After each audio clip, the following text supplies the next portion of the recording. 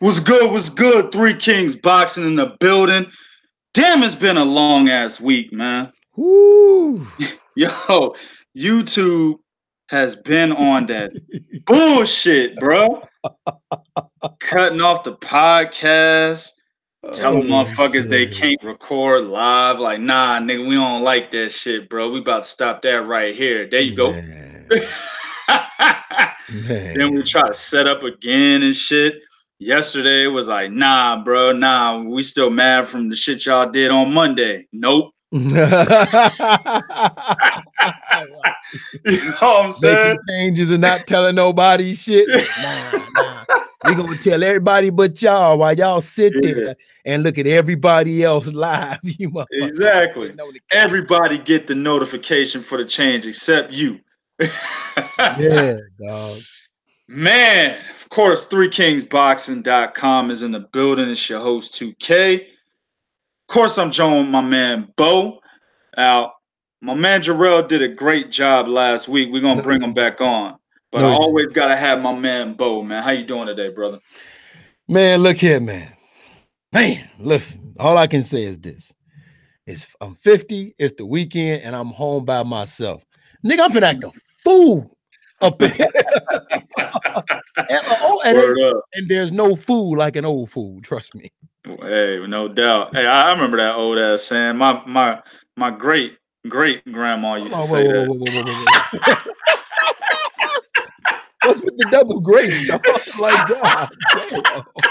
Yeah, it's fucked up. I never even met her, man. I just know she used to say it. Oh, damn. You said my great, like, yeah, what's with the double greats, dog? Hell yeah. All right, man, let's jump right into it. But before we do, of course, man, I got to give my disclaimer. And I'm about to, listen, man, people going to get upset on this one. I don't know who's going to be tuning in. We're not on here at our regular scheduled time. We've been having issues throughout the week that's fucked up our consistency. So I don't know who's going to be on, who's going to be listening to what, but it is what it is, man. Catch the replay. This is going to be a hot one. I'm going to talk a whole lot of shit today. Fans, fighters, managers, promoters, hoes. Reporters.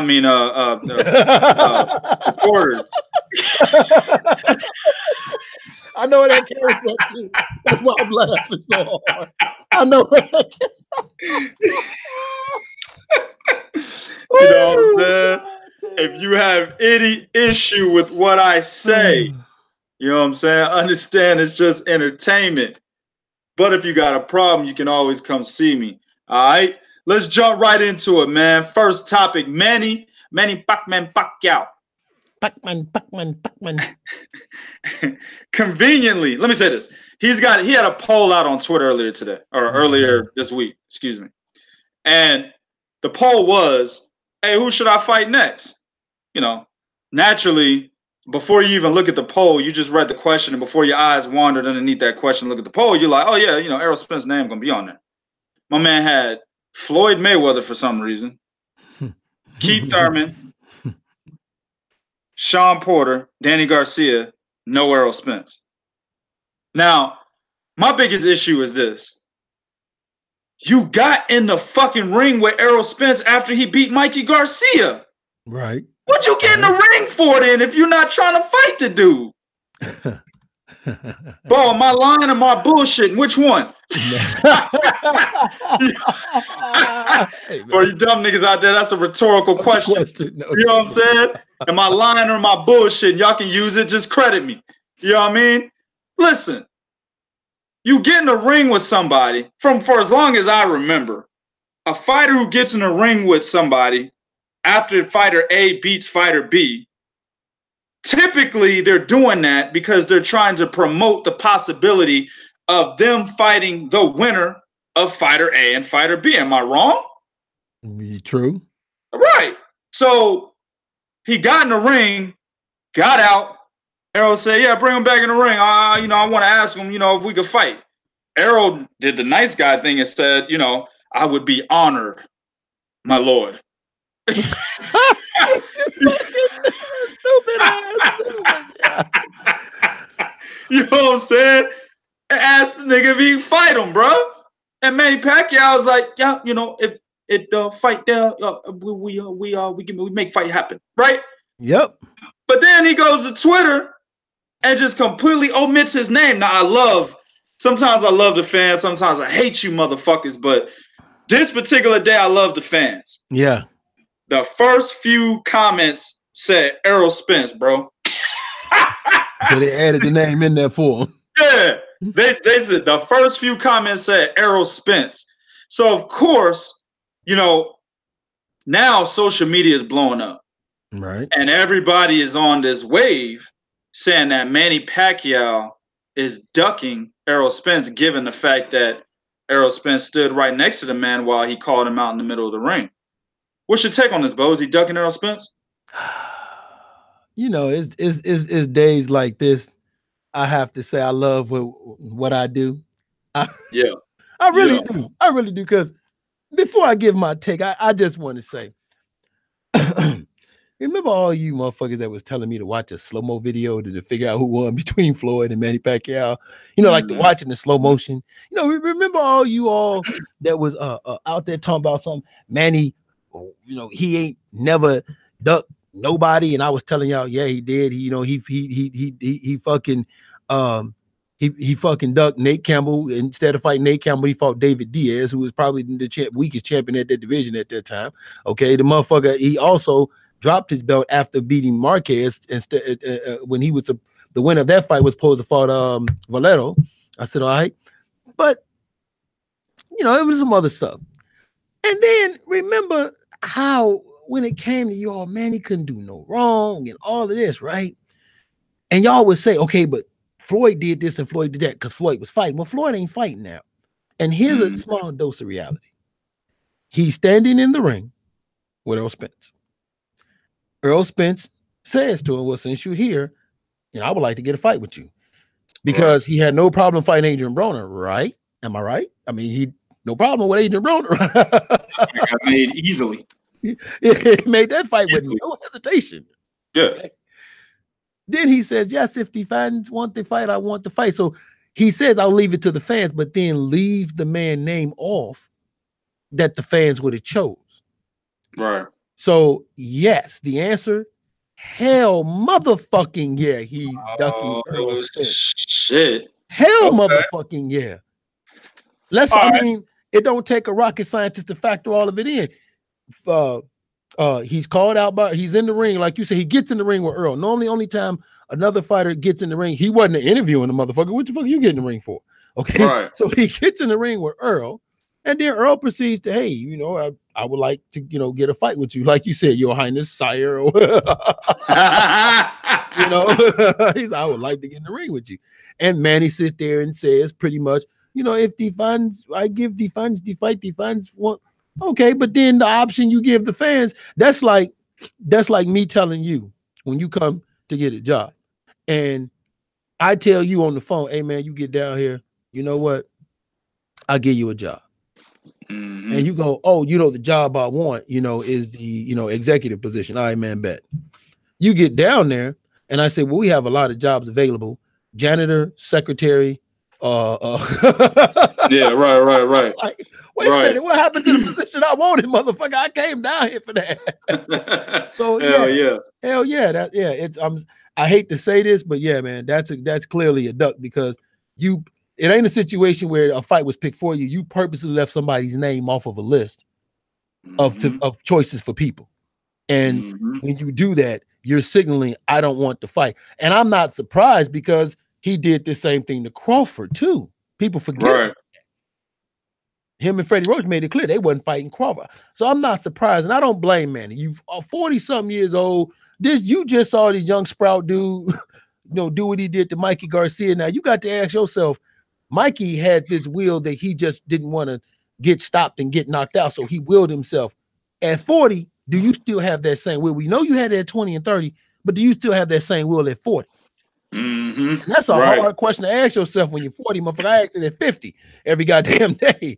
That's a hard question to ask yourself, man. So I understand why he did it, but you got to call it a duck, man. You actually just answered my next question. I was going to ask you, was it an educated duck because he's 40 years old? You know what I'm saying? You just saw this motherfucker annihilate one of the better boxers in the sport. Like it wasn't shit. Like the nigga beat Mikey Garcia as easy it is as eating a peanut butter and jelly sandwich, nigga. I mean, he just, you get jelly, you put jelly on the bread, put peanut butter on the other side of the bread, put the motherfuckers together, start eating, nigga. That's how easy he beat Mike Garcia. You know what I'm saying? So I'm saying like this, bro. Seeing that he saw that, and let's be realistic, Manny Pacquiao might not even beat Mikey Garcia. And I'm being real with you. Yeah, that's a tough matchup. That is right. I agree with you. That's a tough matchup for Manny Pacquiao at 147, 140, wherever the fuck they want to have it. That's a tough matchup. I thought Garcia should have targeted, to be honest. Right. I agree with you on that one too. He should have went after Manny Pacquiao. I agree with you 100%. But that's a tough matchup for Manny, and I'm sure Manny understands that, right? So y'all telling a 40-year-old man to go in there and get murked up, basically. Right. Hey, bro, get your ass in there and get murked up, nigga. You know what I'm saying? Like, he's ducking the fuck out of Errol Spence, but it's a smart move. It's a smart duck. Now, here's the problem, Bo. Should we condone the duck? Because we're typically not supposed to be condoning such behavior, bro. Exactly. This is where I have to revert, because here, like you said, we fair and unbiased, right? All right. So this is where I have to revert to what I always say is, I don't necessarily get upset about certain things because I've seen it before, right? Floyd Mayweather, for whatever reason, forever, dog, was not giving Keith Thurman a chance. Floyd Mayweather, when it got hot about Earl, was trying to pass Earl off onto Thurman and Porter. Remember, he said, well, I'm giving up my belt and I want Thurman or Porter to fight Spence for this belt. Remember that? Okay. Right. So should we condone the duck? From a personal standpoint, for me, I'm gonna have to say no. I don't condone it, but I understand it. So in this situation, I'm not necessarily giving him a pass, but I'm not necessarily gonna come down on him either. Right. Okay? Because I definitely understand. It's right now you're trying to make fights that are gonna be just good enough, but not too tough to where you actually have to earn that money that they're gonna pay you for that. You see what I'm saying? I agree. So like they might be telling you, hey Manny, you're gonna make X amount of millions of dollars if you fight Earl. Man, you talking, $10 million. But you got to go through so much shit for that though. Right. So fuck it, give me my 5 and I'll fight this who the fuck. So yeah, I can't really be mad at it, but at the same time, I can't condone it either. I'm just kind of one of them things which is like, it is what it is, Well, my thing is, I'm with you on that. We can't condone it. We got to give Manny Pacquiao every kind of scrutiny, every bit of scrutiny that we give, or let me say negative scrutiny that we give anybody else out there. Negative criticism, that's the better word, that we give anybody else out there, right? Right. Especially the fact that he got in the ring. He should never got in the ring, bro. Yeah, and I think that's the part that make it look so bad. That's why anybody who is criticizing him and on him, I'm not gonna say anything. You know what I'm saying? Right. I'm not gonna say nothing because like my view is coming from a view of somebody who is old like Manny. So I understand it. But everybody else, I get it too. Like, I get it. Criticize. It's fair game. I mean, Manny could have at least said, well, I'm the WBA regular champion. I'm hoping I get super champion Keith Thurman. That would have been an okay response that I would, the crowd, however they would have took it, who gives a fuck about what the fucking crowd how they would have took it at that point in time. They're just, right now, they're going crazy over Errol Spence just dominating Mikey Garcia. You know what I'm saying? Fuck the crowd. But the more educated response, to, hey, would you fight Errol Spence? Or, what is your response to Errol Spence asking you to fight him? He should have said, I'm the WBA regular champion. Right now, I'm hoping to get Keith Thurman so I can get a real belt and not just this regular belt. Something to that degree. Exactly. You see what I'm saying? If he was going to get in the ring. You see what I'm saying? So that's what makes it so bad, family. Now, in terms of it being, like I said, an educated duck, I'll give him that. He's 40 years old. The nigga got he got about 30 years to live. You know what I'm saying? You get in the ring with Errol Spence, you're gonna knock off about 10, 15 of them years, bro. You know what I'm saying? So he did well by ducking him, but we still gotta give him the negative criticism we give everybody else. Plain and simple. Anybody can get it. That's basically how we gotta look at the end of the day. You know what I'm saying? All right, man. Let's move on to the next one. Bo, what you got for me, dog? All right, man. Check it out, dog. Kubrat Pulev is in some shit. He is suspended indefinitely for laying the kiss on the girl that was interviewing him, and she filed sexual harassment charges on him, saying he groped her. But there's a little twist to this. Now, there is a fake picture going around that was photoshopped about her grabbing his junk, but that's not the twist. The twist is, I guess she went to the after party. Now, it's unknown whether she was sitting with Kubrat Pulev or not. I don't know. My man 2K with one more light on there, but she did go to the after party. So, I mean, the athletic commission is telling Kubrat Pulev, listen, man, we want to see you. We want to talk to you to make sure you're going to follow our guidelines. But I mean, should we and I hate to say this, but in this situation, is this a situation where this was a chick or this was a female? Let me rephrase that. You had motherfucking Me Too movement to crush your ass nowadays. That with this Me Too movement, is this a female who was out there? Because if you go to Instagram and you go to all of them stuff and you see some of the pictures she put out there and all of that stuff, is this a situation, man, where this just might not be what is being made out to be by her on her part? Yeah, it was wrong for what he did, Kubrat Pulev, for kissing her, but this is a tough one, man, especially when she went to that after party, man. Prodigy, man, what's your take on this, man? Well, there's even more to that. Okay. Listen, man. Let me just start from the beginning, bro. All right. You know, I showed the damn video to my wife. You know what I'm saying? I said, hey, look at this shit, bro. You know what I'm saying? Right. And she was like, oh, wow. She's like, dang, that's crazy. I said, how would you have responded to that? She said, I probably would have done kind of the same thing she did. I would have been surprised as hell, but then I would have went back and said something to him like, hey, bro, you know, what the fuck you doing? You know what I'm saying? And then she noted, she didn't even say that. She was actually smiling and laughing afterwards like she liked it. That's what my wife said the first time she saw the video, bro. That's what she said. I said, exactly. That's what it looked like to me. Now, I showed my wife the video way before she hired the devil. You know what I'm saying? I mean, Gloria Allred is the devil, nigga. Listen, dog. Her last name, nigga, is Allred. All red, nigga. She's the devil, fam. You know what I'm saying? She hates men, bruh. That is the devil personified, nigga. You know what I'm saying? So before she hired Lucifer, nigga, right? I had the video on Twitter and I was talking to my man Bo. I was like, dog, should we put this on the Three Kings page? And I was contemplating back and forth. I made the decision not to do it. But around that time, I showed my wife. It was like right after the fight, I showed her. And she said that back then. Then a couple of days later, we find out she hires Lucifer. You know what I'm saying? So, but what goes into the story that Bo had already enlightened y'all on is Satan basically said in the press conference that they had that after the kiss, while the whore, the reporter was putting shit in her bag to get ready to leave, Kubrat Pulev rolled up behind her and squeezed her on her booty. Now, this is my thing, Bo. Two things. Number one, why the fuck would you add that into your goddamn statement when the only thing you got on camera is the kiss? The booty grabbing will not be proven. It can't be proven unless Kubrat Pulev comes out and says, yeah, I did it.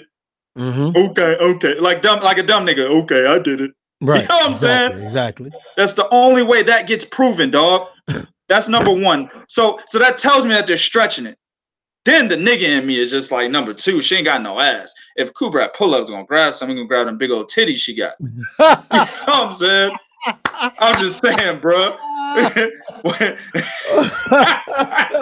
Oh, Like man. the girl, listen, man, at the end of the day, the ass grabbing, throw that shit out. Whether it's real, whether it's it really happened or not, which I really don't think it happened. I think she's stretching the story. Okay. You know what I'm saying? I don't think that happened. But throw that out because that can't be proven unless Kubrat Pulev comes out and says that he did it, which he won't. Right? So throw that shit out. So all we got is a kiss on camera. But what did she do after the kiss? She went to the fucking after party.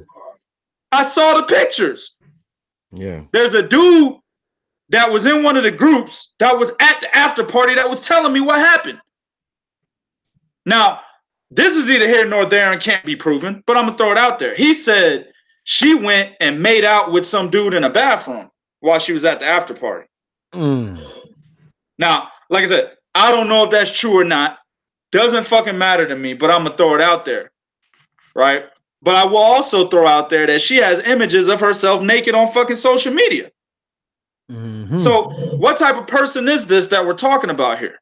You see what I'm saying? Right. Now, 100%, Bo, Kubrat Pulev was wrong. Should never did it. It was a stupid ass move. Yes, I agree with that. 100% he was wrong. He should never have done that. It was a stupid ass move, number one, because you just don't do shit like that. That's number one. Number two, look at the day and age we're in.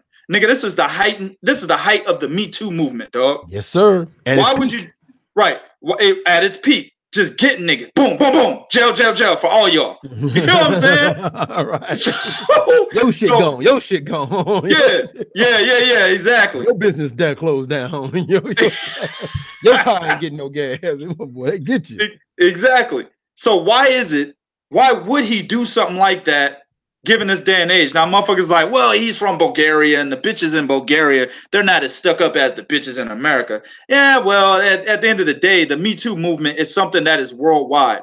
There's motherfuckers overseas that have heard about this, okay? While it is prevalent in America, motherfuckers overseas are privy to what's going on with the Me Too movement and R. Kelly and all these celebrities, Bill Cosby, Harvey Weinstein, et cetera, et cetera. They know. They're not just asleep over there, not knowing about any of this shit. You know what I'm saying? They know. Kubrat Pulev is in America all the time. He knows. You know what I'm saying? So that right there is not going to be a valid excuse for me. It was a stupid move at the wrong time. Yes, it was. Okay. But at the end of the day, oh girl, we already know, bruh. We already know. Why would you react the way you reacted after the kiss on camera? Oh, Jesus Christ. That's exactly what she said. And then go to an after party with the nigga there. Taking pictures with his little brother. Turvo Pulev was in the picture with her. Hands around her and shit. Cheesing. Titties all in the camera. That's why I was watching. That's why I kept looking at the picture. That was the main reason why I kept looking at the damn picture. Titties in the camera.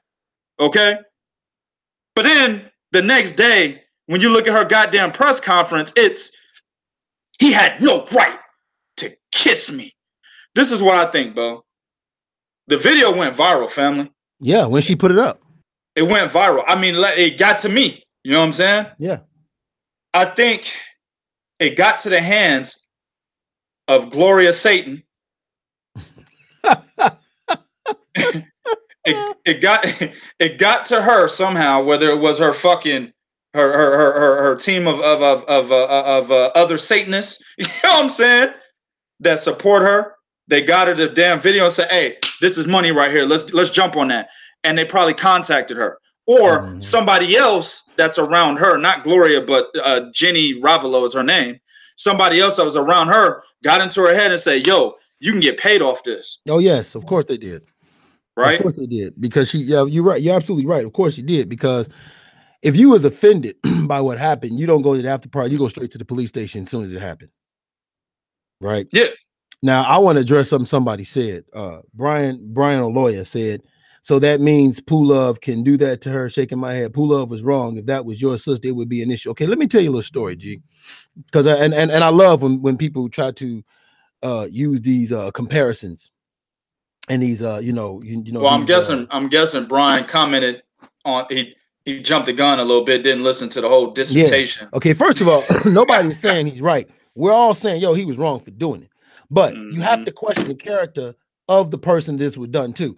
If my sister was out on Instagram showing herself fucking naked, acting like, you know, twerking her ass, okay, if she was doing that, right? Then hold on, but I don't mean to kill your point. In the interview, she had a low-cut dress, titties out in the interview. Go ahead, Bo. Okay, right. Okay. So if my sister is doing this, which I'll tell you a little story. All right. There was an issue with a family member that was doing shit like this. You know what happened? Okay. A motherfucker got carried away and did something worse than what Kubrat Pulev did. All right. I ain't gonna put it all out there. But at the end of the day, after that situation happened, you know what she did? She had this nigga's phone number and she called him to talk to him about the situation. So when you went to that after party, you killed any motherfucking thing to me as far as an outrage. Right. Why? Because you went to the after party. Now, Kubrat Pulev was wrong for what he did. I'm not arguing that.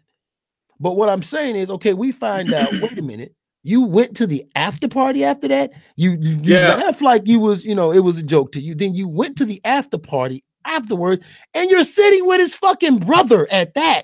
Right. Brian, answer that. So how distraught was you? Hold on, Brian, answer that. Since you want to say that for some reason you're not listening. I don't know what the fuck is wrong with your ears. I think you're arguing with CMD instead of listening. We said it was wrong, but answer this. We never said it was okay for him to force himself upon her because she flaunts herself as if she should be forced upon. Right. Okay? I tell women this all the fucking time. If you don't want that kind of action, don't present yourself in that fucking manner. Okay? So, no, it's not alleged, nigga. I got pictures of her at the party. No, there's pictures of her at the party. There's pictures of her at the fucking after party, bro. Sitting right next to Errol Pulev. That's not alleged. That is a fact. So answer that. If she was so distraught, why the fuck did she go to the after party? If she's so distraught, why the fuck was she laughing and giggling when a nigga just put his tongue down her fucking throat? If that's a fact, then why didn't she go to the police right after it happened? All right. No, I said it's wrong, period. We're saying it's wrong, period. But what we're saying is the way that she carries herself, she asked for it. Now, we're not saying nothing should happen. It was the wrong thing Pulev did. It was stupid as fuck. We just said that. But women, in a sense, hold on. Women, in a sense, ask for that shit given how they present themselves. I have 2 daughters. Guarantee you, my nigga. Guarantee you, my nigga. If my daughters go out in their teenage years, if they get it past me, where they're wearing, you know, seductive shit, where it's inviting a motherfucker to try to do something, guaranteed I'm gonna do what I can to keep them motherfuckers from doing that. But if they go out and they get violated and I see what they got on, I'm gonna be like, yo, what the fuck were you wearing that for? Why were you conducting yourself in that manner? You see what I'm saying? Right. Nah, man, get out of here with that shit. This wasn't rape. He kissed her. Wait a minute. I'm finna hit him with this because he's being out there with it and he's coming up with unreal scenarios. Yeah, right? This dude, man. Okay, you walking down the street. You're in the neighborhood. You've never been in this neighborhood before. You walking down the block, thousands of dollars in your hand, and you just count your fucking money. Walking down the street. Then while walking down the street, you turn and you walking down this motherfucking alley. You're asking for a motherfucker to rob you. Now, exactly. It's not right that they rob you, okay? That's not okay that they rob you, but you're asking for that shit to happen.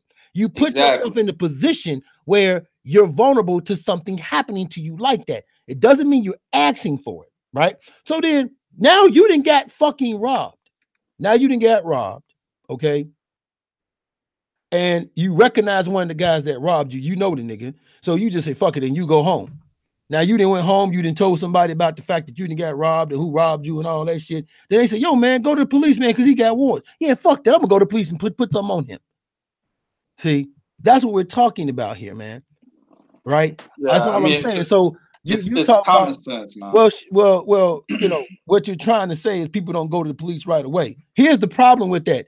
She went to a fucking after party. What the after party was for a celebration. Of the guy that she claimed sexually harassed her that she or claimed sexually assaulted her. Right. That's the problem there. Okay. Yes, people, yes, they don't go to the police right away when it happens, but they damn sure don't go to an event that the motherfucker is at, right? Where this motherfucker did this shit to you. If you're distraught, you remove yourself from anything close to anything related to it, man. Brian, you can't be this dense, man. Are you kidding me? Do you listen, bro? This is the last time I'm address it, man. I'm gonna use Bo's with us, man. Yeah, I'm gonna use Bo's example. If you go to the bank in the hood, let's just say in the hood, you go to the bank in the hood and you walk outside, you just withdrew $5,000 and you choose to walk around with that $5,000 out for the public to view, and you get robbed because you walked around with that $5,000 in view.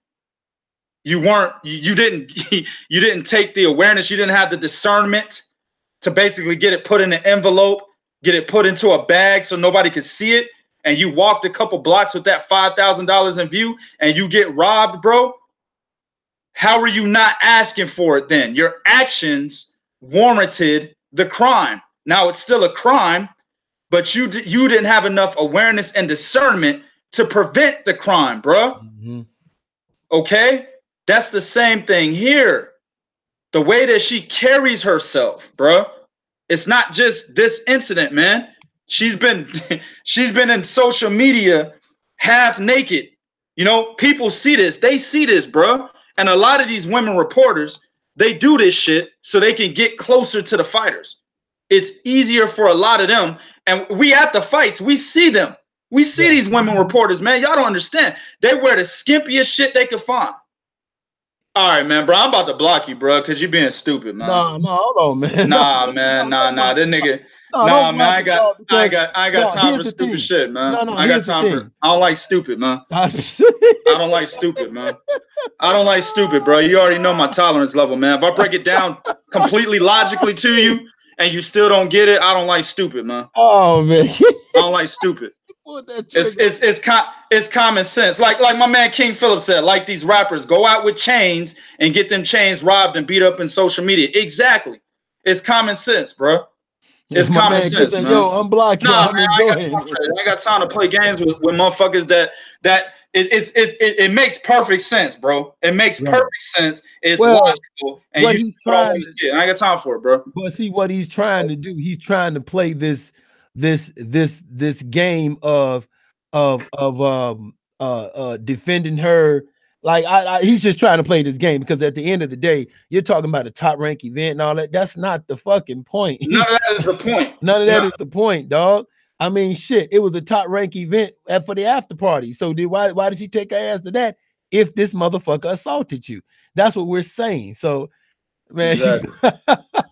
I mean, it's the same. It's like I said, it's the same scenario that like we have a woman as our affiliate over in Australia. Yeah. She doesn't carry herself in this manner. Therefore, she never goes through anything like this. That's very true. And so does Melissa. So does Melissa. Yeah, he was being a soy boy, Julio. Hell yeah, straight up beta male ass nigga. But the thing is, bro, like she, you know, we talk on the phone constantly, and she tells me, yeah, these girls and shit and media, they do all this stuff, da da da. I'm like, yeah, but I don't ever want to catch you doing anything degrading yourself to get ahead. And she hasn't, and she's the most popular reporter in Australia. She hasn't sucked no dick. She don't wear skimpy clothing, titties hanging out and shit. She don't do none of that. She does it honestly, and people respect her. You can't go on her social media and find her ass out, titties out. You can't find her laying on some mat with fans around her and chopsticks with sushi over her pussy. You can't find that. Mm-hmm. You see what I'm saying? There's a few people I can say it about. Like I said, MLT, Melissa, Gail Falkenthal. Did you come? Yeah. I mean, there's a few people we can say. Gail.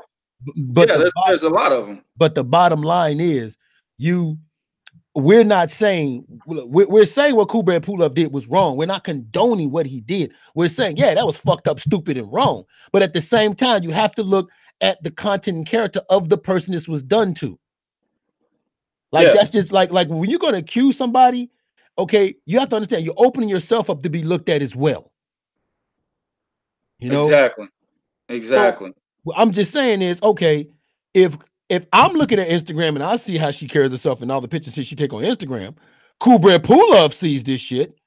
They all see it. Right, they all see it. Okay, now he kissed her. He was wrong. Shouldn't have did it. Fuck. No way. Never should happen.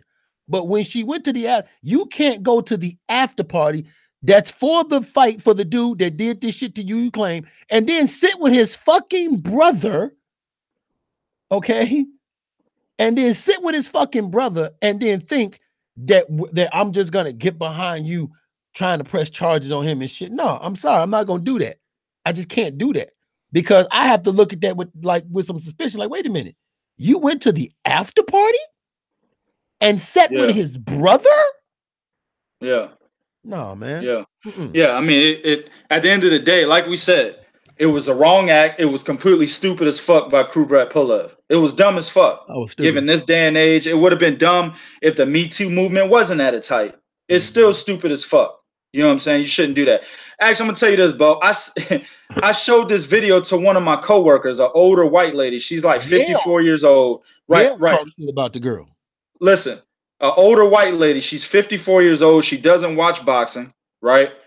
Now she has a nephew that's in Terrence Crawford's camp. Ironically, and her office is right next to mine. That just happened. That's ironic. But he's in his camp. But she doesn't watch boxing. You know what I'm saying? I said, hey, look at this video. Tell me what you think. She said, you know, she went into old white ladies be telling their stories and shit. She was like, you know, I remember when I was in college and it was my birthday, and guys said, hey, let's just kiss her. It's her birthday. So guys, they kissed me. It was my birthday. I said, so are you trying to say that the kiss doesn't mean anything, or that she's making it too much of a big deal? And she said, yes, it's just a kiss. She was like, you got to understand, in this day and age, you can't do anything without somebody being offended. Now, this is an old 54-year-old white woman. And on top of that, she's liberal. So that means the Me Too movement, all that shit, the gay pride, all that shit, she supports all of that. But in this case, she didn't support this. Right. So that's what I'm saying, man. Like, at the end of the day, we understand it was wrong, but from her perspective, she was like, it's just a kiss. It's not that big of a deal. That was her perspective. My thing is, it doesn't matter. You can't force yourself upon somebody. But at the end of the day, you can't carry yourself a certain way either.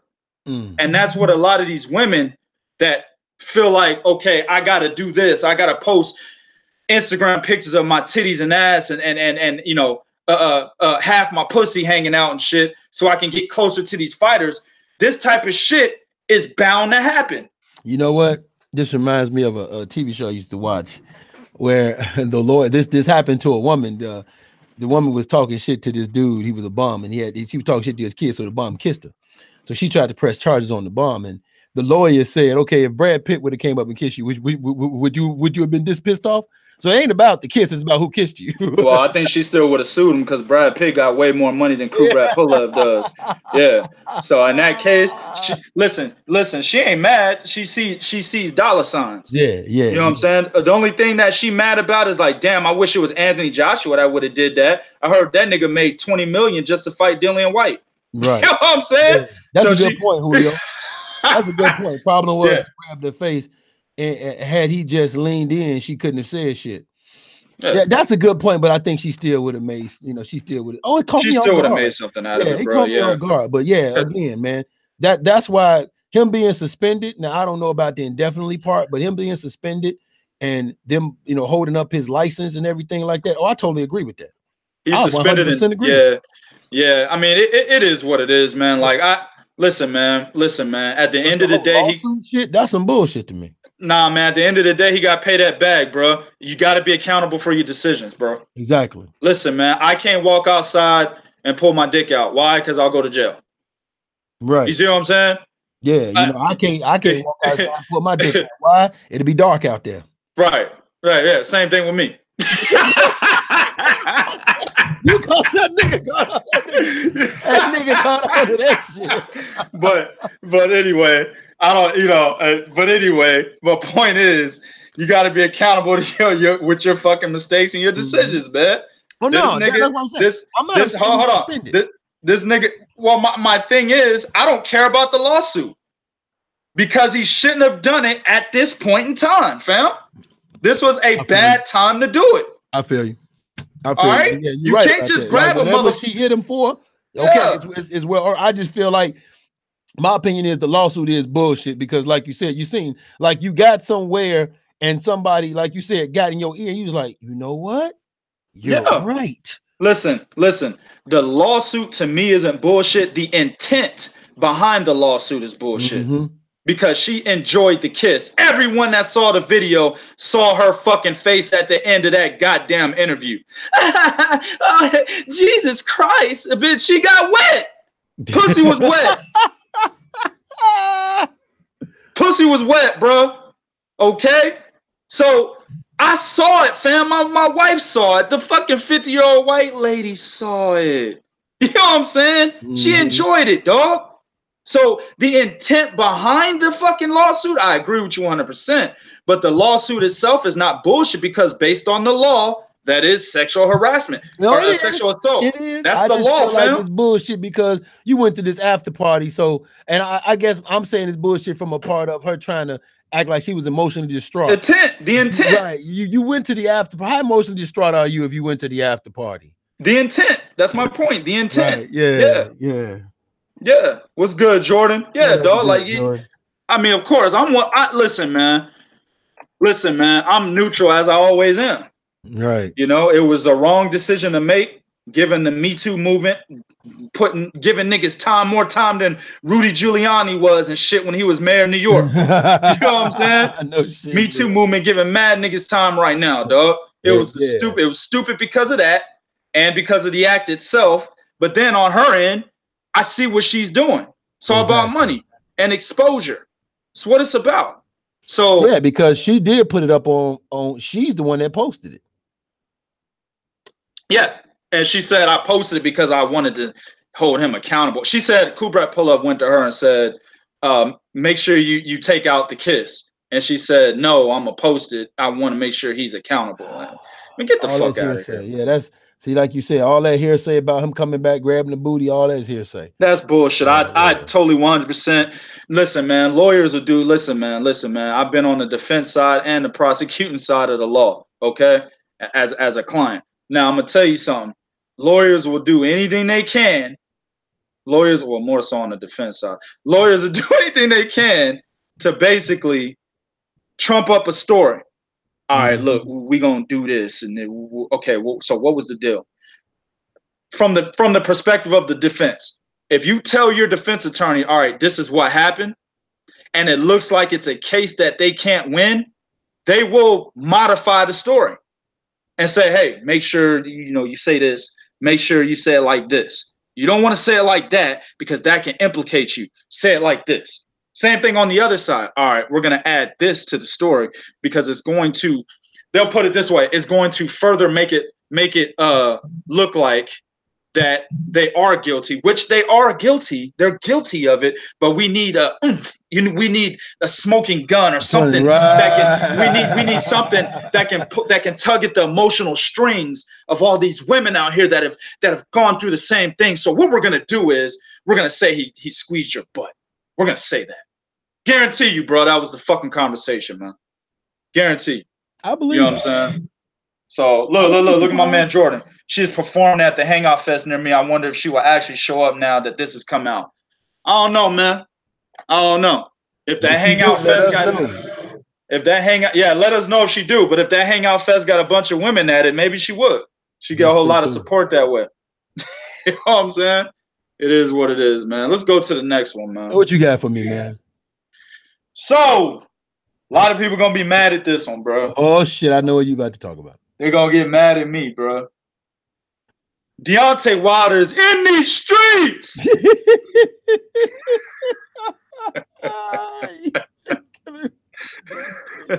He's in these streets talking about He wants a 50-50 split to face Anthony Joshua or no deal. Bro, I think them weave braids is a little bit too tight on that nigga's scalp, bro. Listen, man.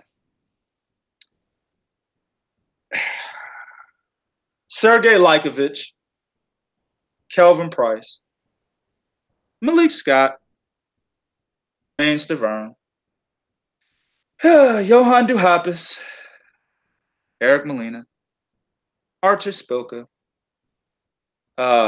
What's the Mexican dude that just won on the undercard of Spence, Mikey Garcia? Damn, I forgot his name. The Mexican dude. Yeah, Chris Arreola. He didn't fight Chris Arreola, did he? Yes, he did. That's he was supposed to fight Alexander Povetkin. That's right, he sure did. You're right. Chris Arreola. Gerald Washington. All of those fights do not fucking compete with the Vladimir Klitschko, Dillian White. You're just now fighting Dominic Brazil. You know what I'm saying? Alexander Povetkin. They don't compete, fam. Deontay Wilder just got his most meaningful fight this past December, fam. Now, I'll say Bermane Stiverne was it was a turning point of a fight because he won the WBC title for Bermane Stiverne. Right, okay. I will give him credit for the Bermane Stiverne fight, right? Luis Ortiz was a meaningful fight, right? Very meaningful. I actually misspoke. His most meaningful fight is Luis Ortiz, and then, of course, Tyson Fury. Those two are interchangeable. I would say Tyson Fury is a little more meaningful than Luis Ortiz, right? But you just got really, in terms of skill, when we're talking about fighters that can actually propel you into being equal to a man who's fought or has the resume he has with half the fights you have, right? And who is also the unified champion. He has 3 belts while you have 1. Dog, there's no way you can get 50-50, man. Listen, how many fights does Anthony Joshua have? 22, I believe. Anthony Joshua, we'll go by that. You guys in the chat, help us out. I think he has 22. Anthony Joshua has 22 fights, okay? He has 22 fights. Deontay Wilder has 41, correct? Yes, that's correct. All right. So in half the fights, about half, right? AJ has fought more meaningful names than Deontay Wilder has. Okay? And half the fights, family. All right? Now he's about to add Jarrell Miller to the plate, but let's take that off. Povetkin, Joseph Parker, Vladimir Klitschko. Okay? All right? We'll put down. You know what? Let's make it easy. Let's go to the last 4 fights. Hold on, fam. No. Alexander Povetkin, Joseph Parker, Vladimir Klitschko, okay? Dillian White, and I'm gonna add Dominic Brazil because I'm gonna use Dominic Brazil for Wilder. So I gotta add him for Anthony Joshua. That's 5 people. Also, if I'm gonna add who Wilder's getting ready to fight, well, I gotta add who Joshua's getting ready to fight. So Jarrell Miller, that's 6 people in 22 fights. Okay? Deontay Wilder fought Bermane Stiverne, Luis Ortiz, Tyson Fury, Dominic Brazil. That's only 4, dog. And you only got 1 belt. The guy with 22 fights, half the fights, with more meaningful names on his resume, has 3 belts. How do you get 50-50? How? Just based off that. And we're not even talking about popularity. We're not talking about who brings in the most money. Fuck Tack'em. Fuck Tack'em. We ain't even gonna use Tack'em. Fuck them. It's already 6-4. We've already used all of fucking We've already used all of Deontay Wilder's meaningful fights. 4 with 1 belt. So this is without adding in popularity. So if we add in popularity, he blows you out of the water. So how do you get 50-50? Bro, I don't even know if it's 60-40. I don't know. What do you think, man? That's a good one. Now, here's the thing. All right, now, this what I'm gonna do. Because you laid it out. This is what I'm gonna do. Okay, I'm gonna take 1, 2, 3, 4, 1, 2, 3, 4, 5. Take the last 5 fights, right? Klitschko, Takam, Parker, Povetkin, and the one he's about to fight right now, which is Gerald Miller. Okay. Now, Wilder's last 5 fights: Joe Washington, Bermane Stiverne, Luis Ortiz, Tyson Fury, and he's about to fight Dominic Breazeale. Now, out of all those names, can we honestly sit here and say that when you look at the last 5 guys they fought, Gerald Miller, nope. Bermane Stiverne, that was a rematch. So I can't put a lot of stock in that. That was a rematch, right? So now it comes to Luis Ortiz and Fury and then Dominic Breazeale. And I don't think that Luis Ortiz trumps Vladimir Klitschko. No, he doesn't. Okay. No, he doesn't. Now you can make the argument with Tyson Fury trumps him because Tyson Fury beat him. Well, hold on. Well, hold on. Go ahead. And this is another thing we need to consider. While we're putting Tyson Fury on his resume, he didn't win that fight. It was a draw. You're getting ahead. You're getting ahead of my point. Okay. My bad. Go ahead. That's my point. I'm going to say is, well, here's the thing about that. Yes, Tyson Fury did beat Vladimir Klitschko, but he didn't beat Fury. It was a draw. Yep. Okay. So then you look at, you got Takam, Parker, and Povetkin, and then Gerald Miller. So now you have to ask yourself the question, well, does Tyson Fury in a draw still trumps the rest of these names? And the answer is no, he doesn't. Now, you can make the case, well, Luis Ortiz, because Luis Ortiz actually was ranked higher than Joseph Parker in the rankings, and Joseph Parker had a belt. Okay. But Luis Ortiz is only going to knock out one of the names left of Gerald Miller, Povetkin, Parker, and Takam. So you're absolutely right in what you're saying. The problem is this. Deontay WIlder is asked, he's asked for 50-50 before. Okay. Okay.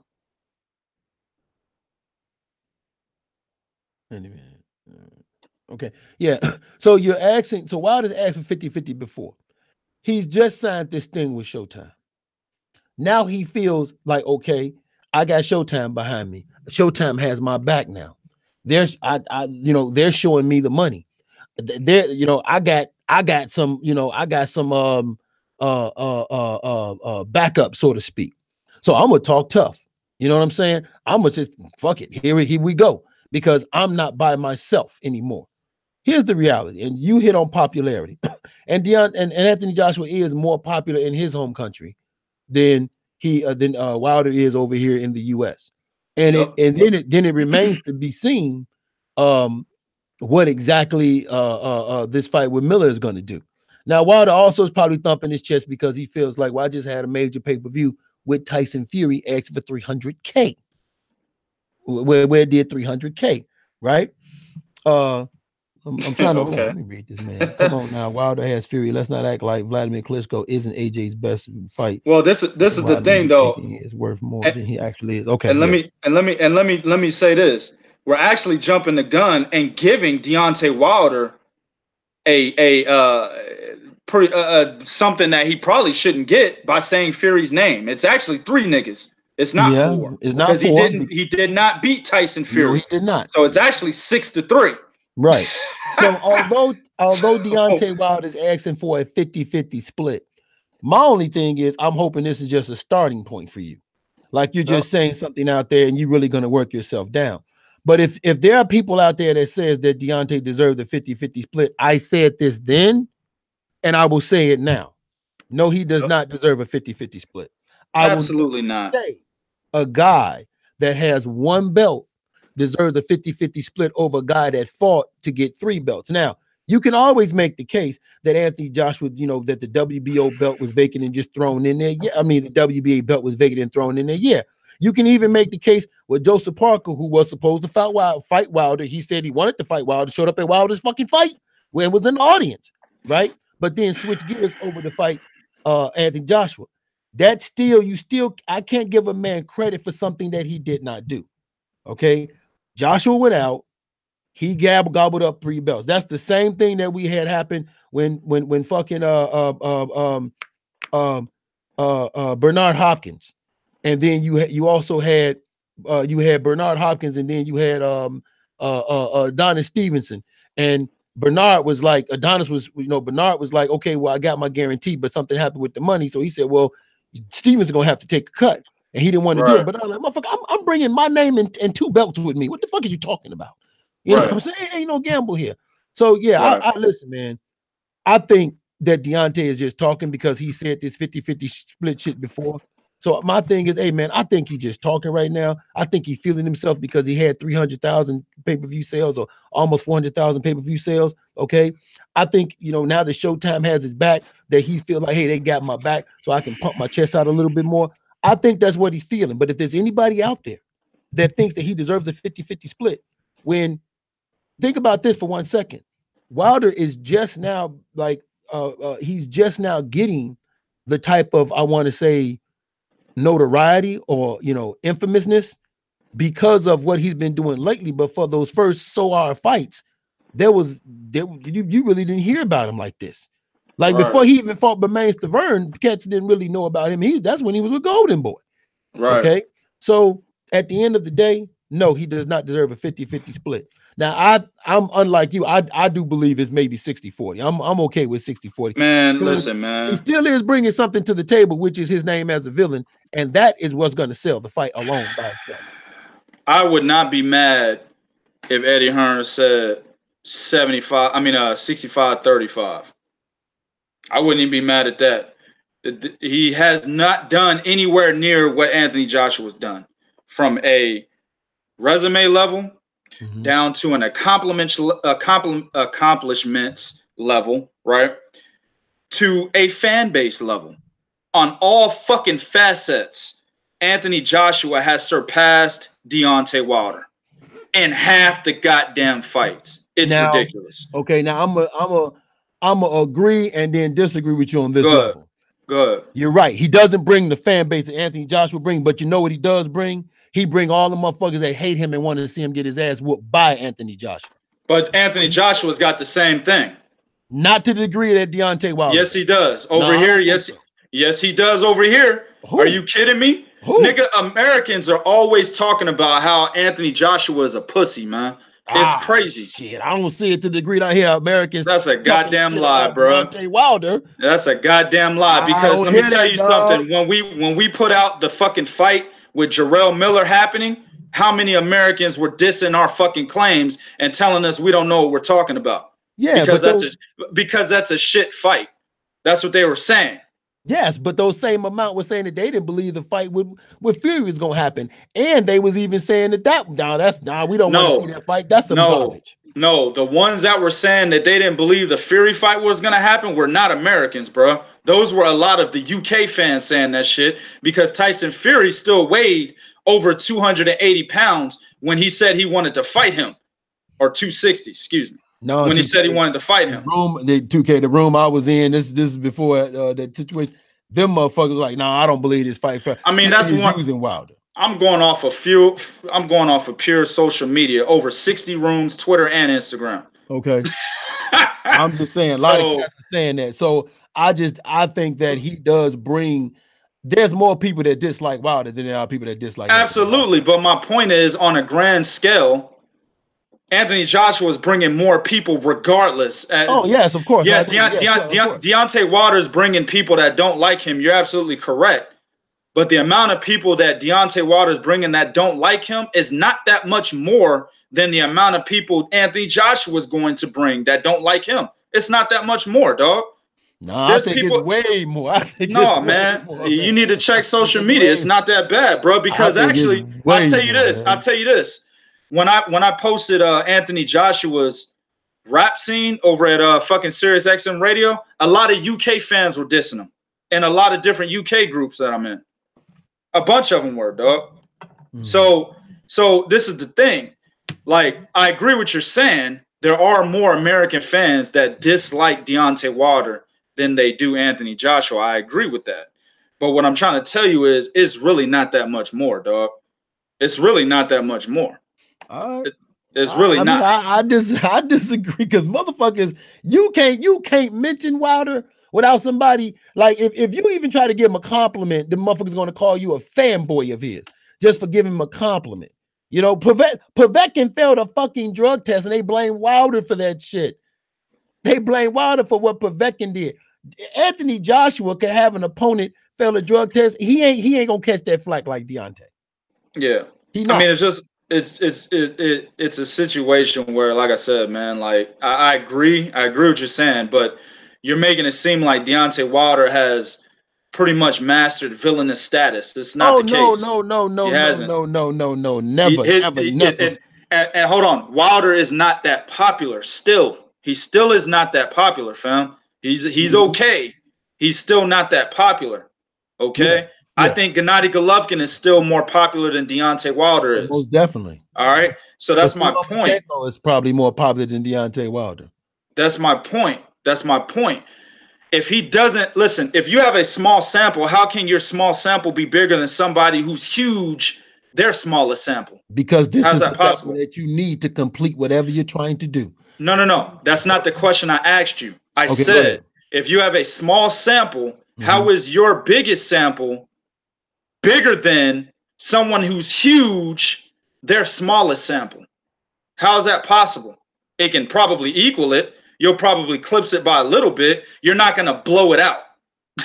That's what I'm trying to tell you. Okay. And I'm just saying. If Wilder has 1,000 fans, let's just put it in perspective. Okay. If Wilder has 1,000 fans and 900 hate him, right? 950, fuck it. 950 of his 1,000 fans hate him. They just want to see him, lose. So he brings those 950 with him to the negotiation table, right? Okay. If AJ has 10,000 fans, but only 10% hate him, how many is that? That's 1,000. That's still more than Wilder. Yeah. But at the end of the day, Wilder has something that boy needs. So if you want this right here, this is what I'm saying, if that's what you want. Because when you beat me, not only will you become undisputed, you will be the man, and fighting me is going to get you a boatload of money. Sure. Because of my 950 motherfuckers that don't like me, because 950 motherfuckers that don't like me, that can easily turn into a couple 100,000 when they start spreading that fucking word and passing the word and shit get back through the word of mouth. Okay? So I get what you're saying. I do agree, though. He don't deserve a 50-50 split.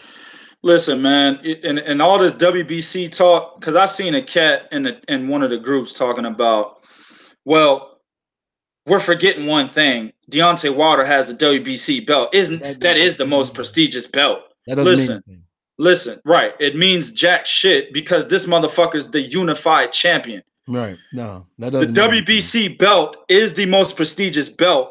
But that particular drawing power only matters when you're going up against somebody else with one belt. Right. Like Pacquiao and Floyd. Right. Pacquiao had almost the same amount of drawing power as Floyd with his one belt and Floyd's two. Right. So my point is, Anthony Joshua's got 3 belts. He's the unified champion. That's going to trump the power of the WBC belt on its own. Yes. Absolutely. Yes. All right. Now, I agree with you. Wilder does have something that Joshua wants, but we already talked about this. Deontay Wilder will need to fight mandatories in one sanctioning body, whereas Anthony Joshua can fight mandatories in 3 sanctioning bodies. Okay, and while doing so, he gobble up more better names because you got Usyk. If he wants to challenge for the title, he can fight Usyk. All right, that's either here nor there. Yeah. My point is. So at the end of the day, while you're saying he does got something that Joshua wants, the person that's going to be wanting more is Wilder. Because Joshua has 3 belts. Okay? If Wilder can get at least one of them fucking belts over on his side, that's more of a negotiation power. You know what I'm saying? But since you only got 1, he's got 3. Well, if you can't get a fight with him, you're stuck with fighting niggas in the WBC. That's my point. This nigga has, remember, as a champion, you can fight 15 different ranked opponents. What's 15 times 3? 45. That's 45 motherfuckers that Anthony Joshua can consider if he defeats Jarrell Miller, plus Tyson Fury. All right? Deontay WIlder has to consider 15. Who's on the short end of the stick here?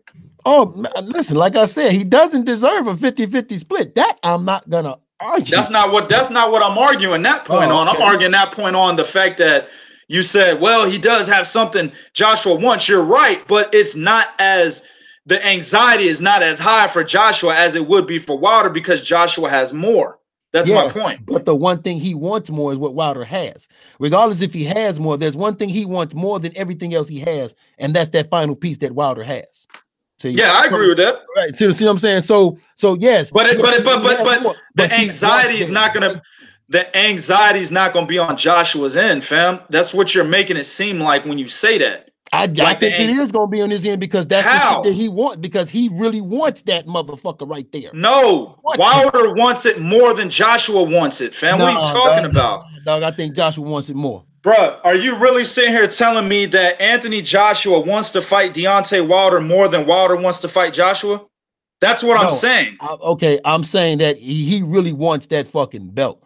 And no, but Wilder wants to fight Joshua more, dog. Joshua is comfortable with his 3 belts and his 45 different opponents he can pick. Joshua ain't fucking tripping over Wilder. That's why the nigga said, yeah, I'm not going to America unless you pay me $100 million. Then turns around and comes to America, fights Jarrell Miller. Yeah, after turning down $50 million. My point is, right, so he's don't give a fuck about Wilder, to be honest with you, because he knows he's got options. Wilder doesn't have that many options. That's why Wilder wants to fight Joshua more.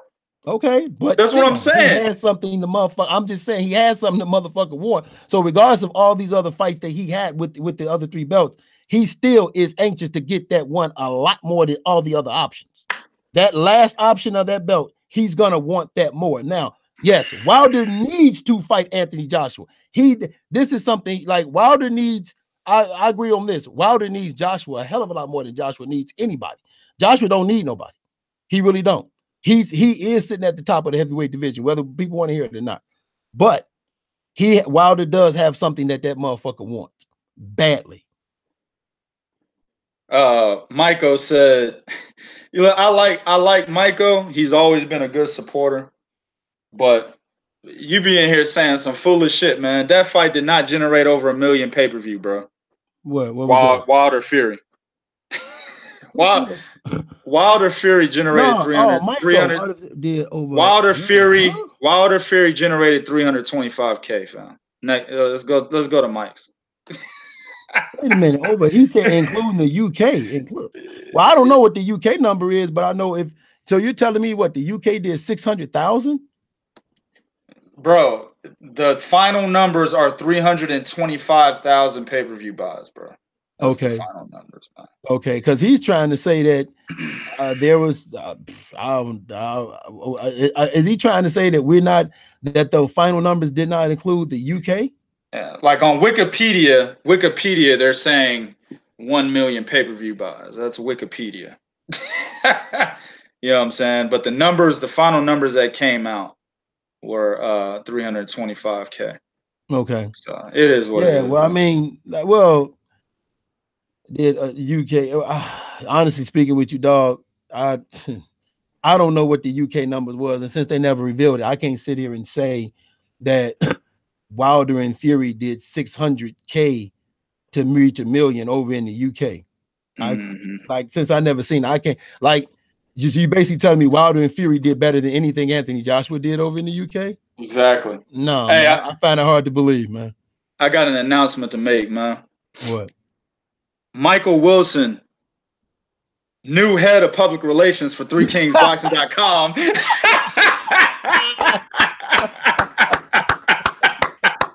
The new head of public relations, Michael Wilson, said, what Prodigy is saying, Bo, you big old motherfucker, is because Joshua has more to the table. Belts, money, bitches, hoes, pussy, etc. And has more worldwide appeal and opponents. He doesn't need Wilder in the same way Wilder needs Joshua. My man. I said the motherfucker Wilder has something the motherfucker wants badly. Do you motherfuckers listen? Motherfucker, are you fucking listen, stop doing your jumping jacks. Stop eating the motherfucking stop drinking the motherfucking health fruit. God damn it. Listen, I said the motherfucker has something the motherfucker wants badly. Yeah. Hey, I'll be making that change on the team page probably tonight.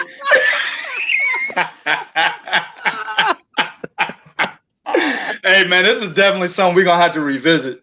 That was a good discussion. That's definitely something we're gonna have to revisit, man. When after these fights, if Anthony Joshua defeats Jarrell Miller, Deontay Wilder defeats Dominic Breazeale, we definitely gonna have to revisit this and talk about this shit.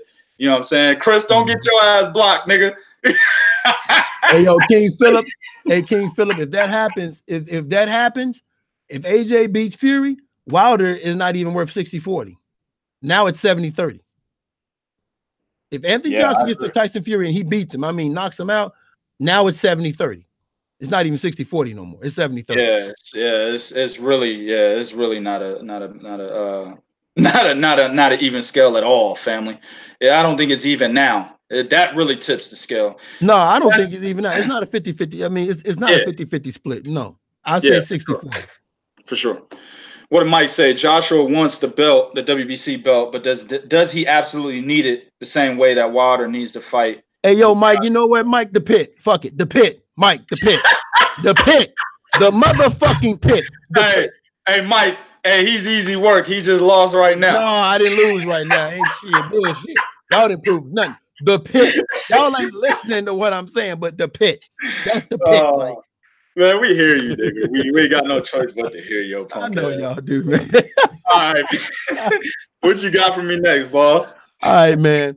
Errol still on that bullshit, dog. Hey, this is what you wanted, man. Tell me what you think, man. I know. So check it out. Let me get this, because you know you got people out there and they say certain things, and the thing with being old is you have a long memory because you have a lot stored in your head that you remember motherfuckers saying. See.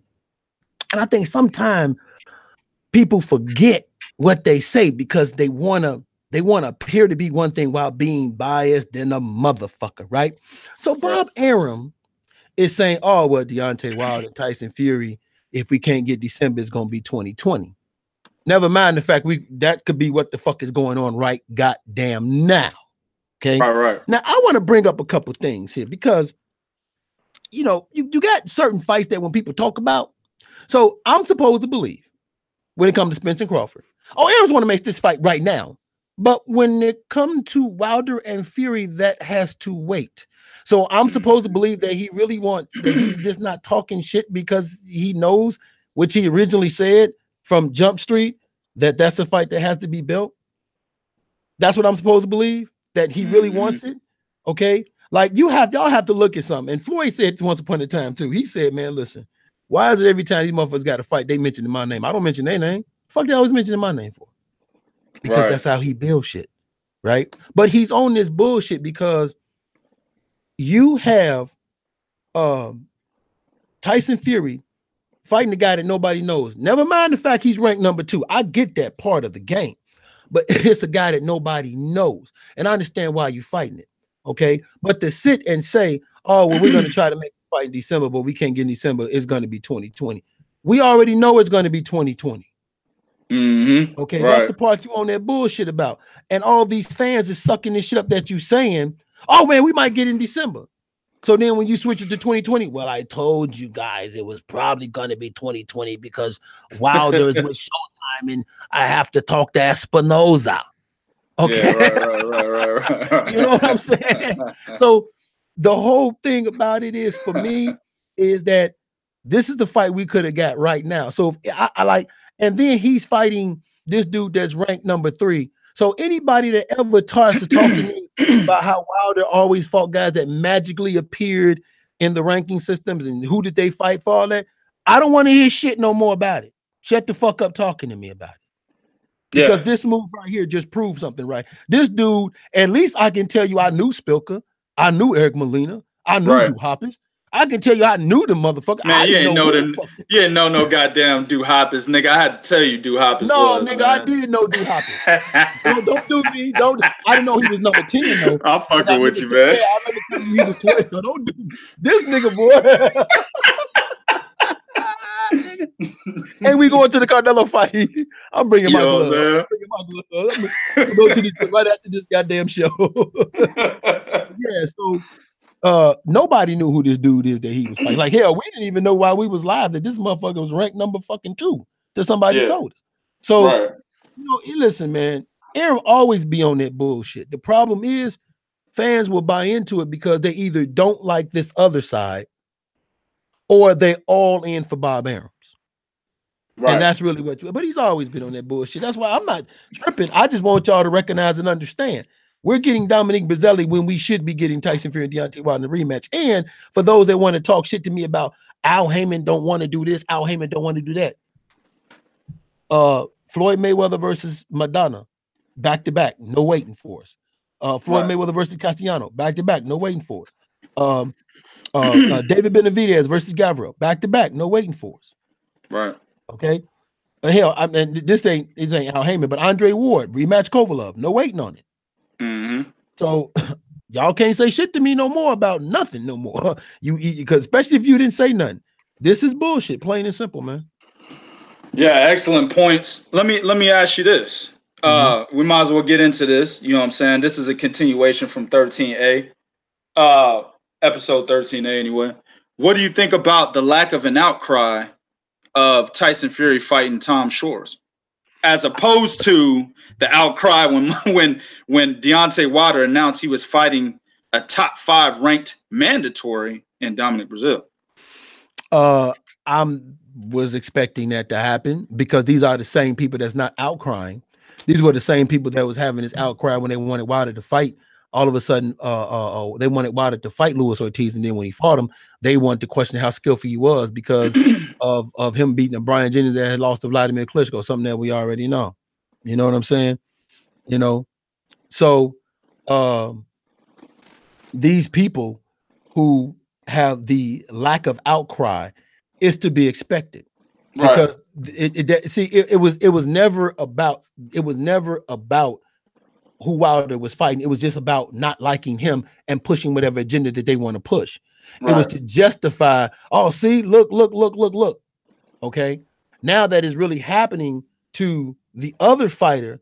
They're saying, okay, well, they're coming up with all these excuses. Well, Heyman them should have got their weight up. Heyman them didn't know that Frank Warren was talking to ESPN.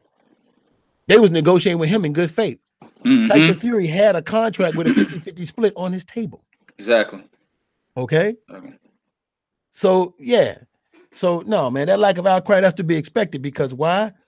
It's not against the person that they don't like. Now, there's some people that's talking, but the outcry, like you said, is not to this degree.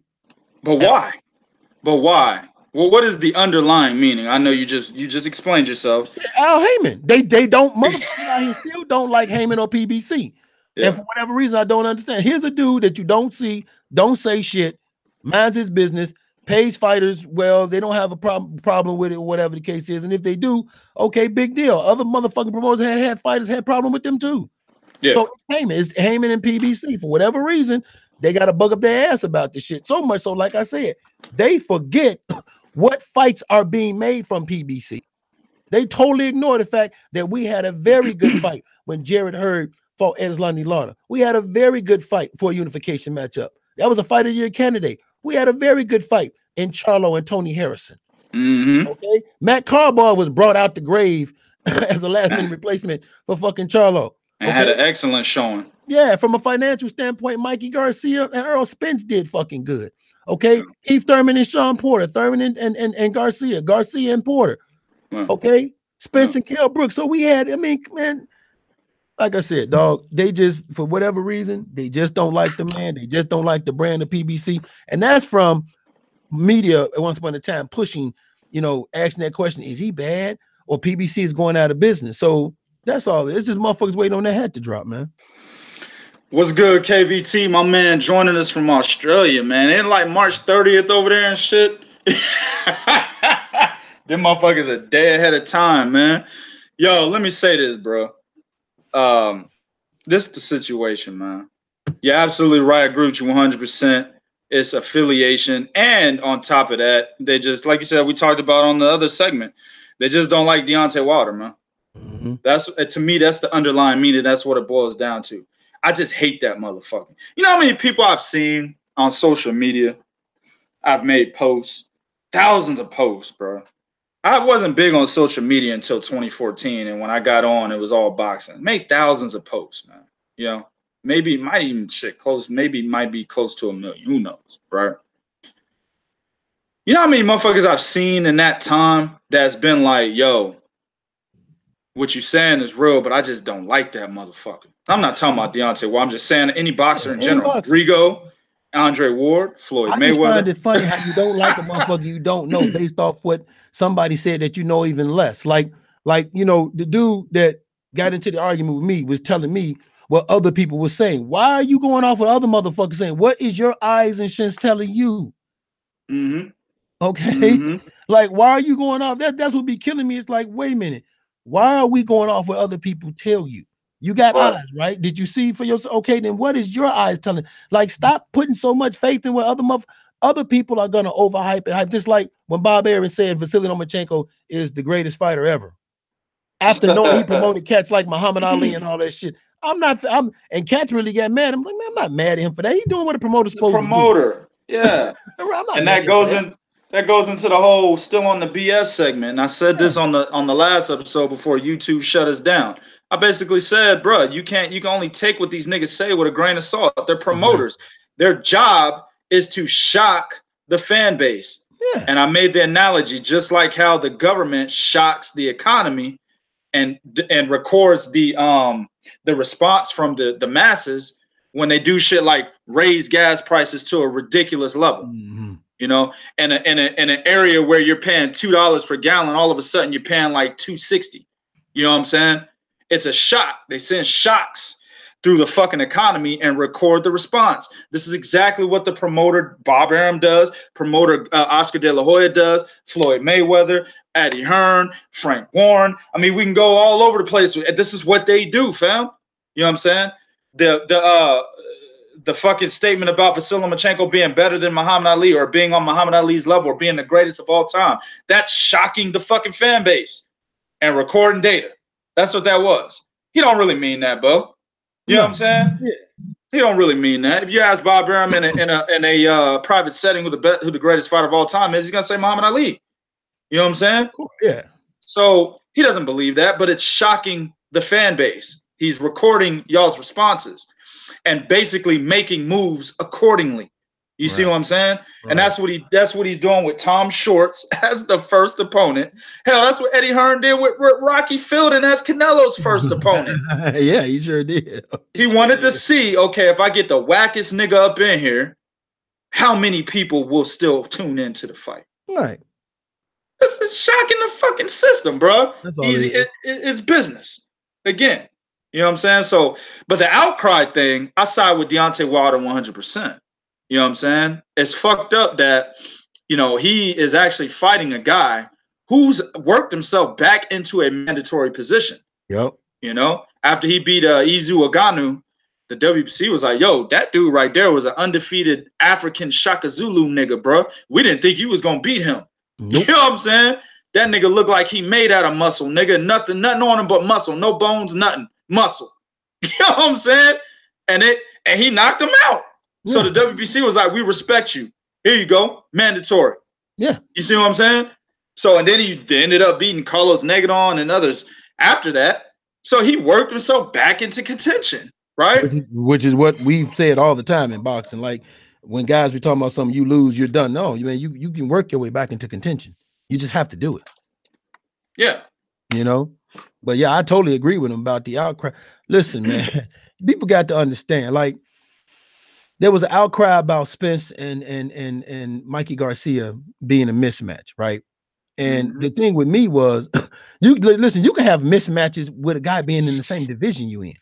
Right. Okay, because you're a top level fighter fighting a cat that's fucking like not even ranked number 100. Okay, but the same people that had the outcry about Spence and Garcia, what was the outcry about Gennady Golovkin fighting some Vanes Monterosian? A dude that hadn't fought in 2 years and was coming up to 154. Bro, these niggas, again, bro. Okay, same scenario when Vasyl Lomachenko was getting ready to fight Gary Russell. Yeah. They used to vilify the fuck out of Gary Russell, bro. Yep. Ah, he's only and everything. He's only a B level fighter. He's only a C+ level fighter. Look, he only has fast hands. He's fighting a bunch of bum beater. Then Vasyl Lomachenko fights him. Oh, he's an A level fighter, one of the best, one of the best down in featherweight. I ain't nobody can beat. Nobody can beat Gary Russell. You see how fast his hands were? Same motherfuckers. Yeah. They did the same thing with Vanes Martirosyan, dog. Martirosyan was trash when Jermell Charlo got that close to a draw to him, right? Got that. It was a 1-point unanimous decision type of victory, right?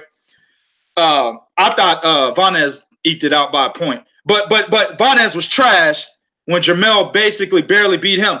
Vanes was trash when he dropped Demetrius Andrade en route to his first loss. He was trash.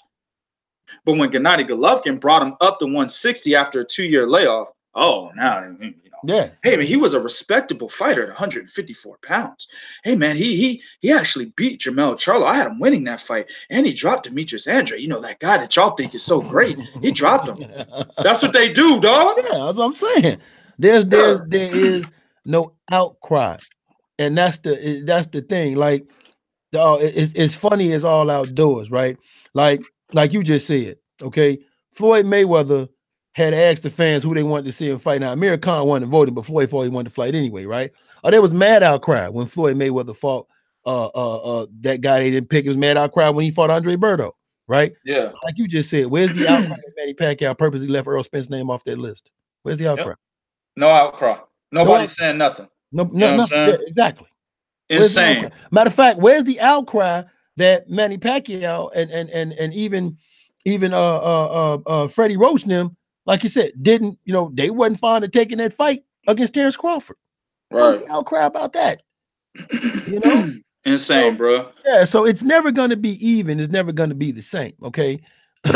You know, and it's just not. And that's something that I've learned over the years, man, is like, especially with social media. See, like, for example, can you imagine what the buzz would have been like if social media was around and what's his name? Oh, Riddick Bowe. I knew you were gonna go there. Mike Tyson.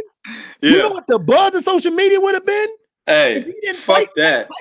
If the social media was around when Riddick Bowe threw the WBC title in the trash, so he fight Lennox Lewis. You know that shit. I think he would have had to retire, dog. As much they would have crucified that nigga, bro. Yes. Okay. But everybody, but wait though, everybody talks shit about Canelo dropping his belt, but you know what they did? They still turned around and bought his pay-per-views. Sure did. Oh, they talked a lot of shit, bro. Yeah. Man, I had a motherfucker trying to tell me, you know, Bo, my wife's Mexican side of her family's from Mexico, right? And a lot of them are boxing fans. This dude tried to tell me, you know, nah, man, we here in Mexico hate him. We don't like him. We can't stand Canelo, right? I took it at face value. Whatever, bro. I know the Mexicans and my wife's family and my in-laws, they love Canelo, and they from Mexico. You know what I'm saying? But the dude was trying to explain to me, I live in Mexico right now, and we hate him. Nobody likes him but Mexican Americans. Okay, and this was right after, you know, the nigga ate the steroid steak, nigga. You know what I'm saying? So this was right after that. But the pay-per-view numbers still skyrocketed. And the Canelo fans still came up out of nowhere, bro, when he beat Gennady Golovkin. So where are all the people that supposedly hate him then? Right. They're not all Mexican-American fans, I guarantee that. No. That's why you have Olas Gopas. That's why you have Boxeo. You know what I'm saying? Because there's a large Mexican fan base. Dog, let me tell you how double standard these cats are, right? Gennady Golovkin did not get a knockout against Daniel Jacobs, right? And we talk about when you step up your level of competition, this is going to happen, right? Okay.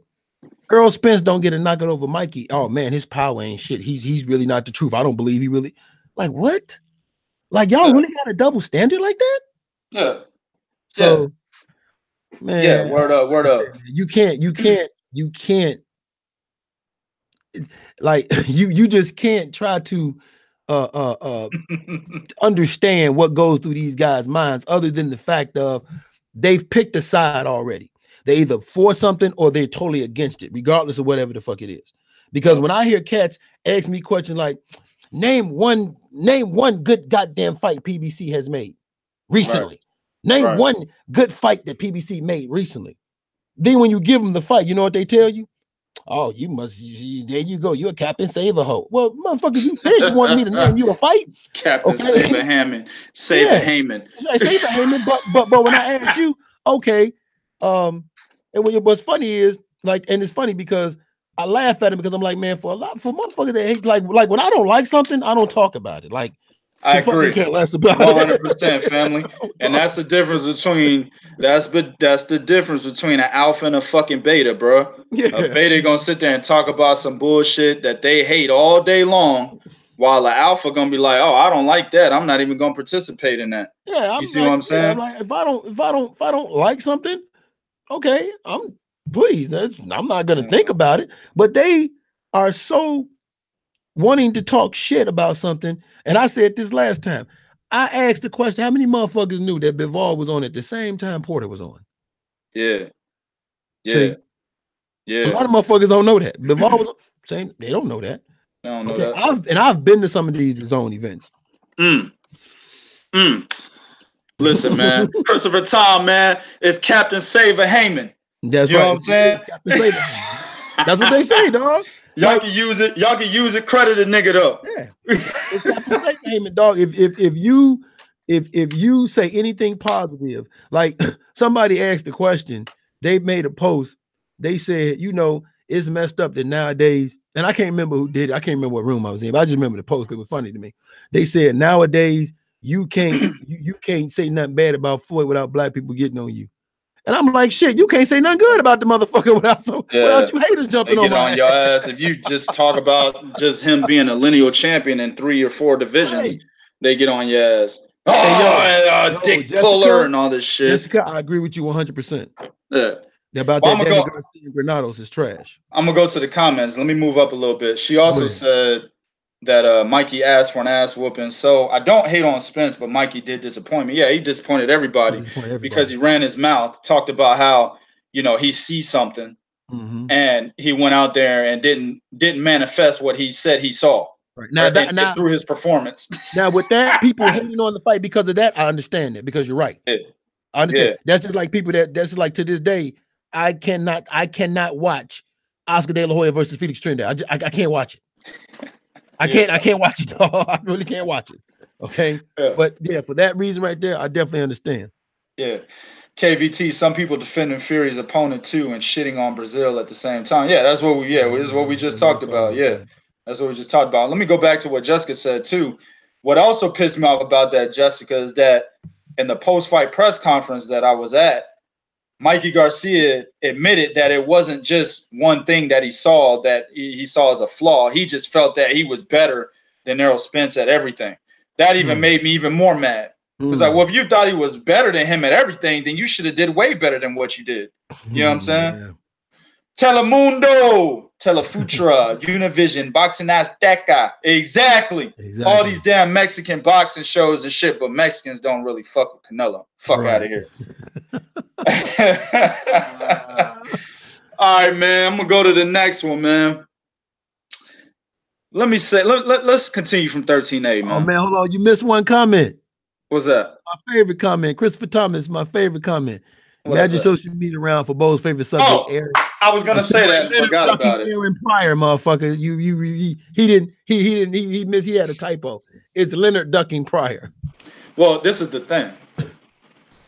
Yeah, it would have been social media about, you know, Leonard ducking Aaron Pryor, but they also would have got on Aaron Pryor's ass for not taking that fucking money that they. What were you talking about? What were you about to talk about? What you about to do? I do something. I remember the interview. Hey, we're gonna offer you this much to fight. Well, I'm not looking to take that fight right now. Yeah, all right, bro. he was having issues with the pipe then. Okay, that's what it was. The crack epidemic, motherfucker. Yes, he was having issues with the pipe then. Hell yeah.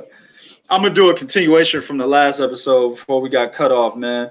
Listen, man, we got the interview. Shout out to my man Rick Muhammad from Brawler Sports Media. He's also an affiliate of 3kingsboxing.com. He does a lot of our interviews, so go check him out. He's gonna be on the website, also on the Facebook page. He interviewed he did interview Mike Garcia, but it's Shawn Porter at the recent event this past weekend. What was it? Peterson Limpinets. And basically, Shawn Porter, he went straight to the point. He said, Errol Spence is, he just won his fight. What we doing? What are we getting at? And basically, Shawn Porter, this nigga went to stuttering. Well, I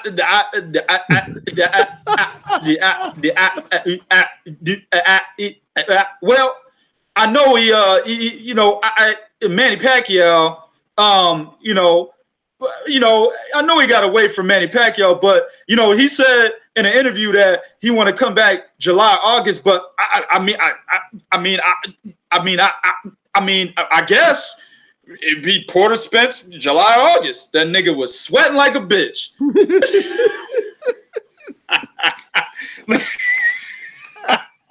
All bullshit aside, man, he didn't stutter that much. It was only a little bit of that. But my point is this.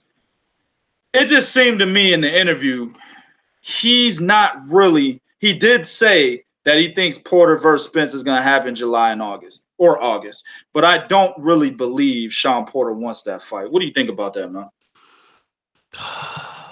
Man, you know what? I think Shawn Porter wanted to fight up until he saw that performance. Right. I think up until he saw that performance, he realized, oh shit. Because remember, Porter was talking about he might get in the ring. He said, I might get in the ring and challenge him like he did me. You know what I'm saying? I might step to him. Somebody try to get past him, I'm gonna push him out the way. I'm saying, no, I'm finna do my thing.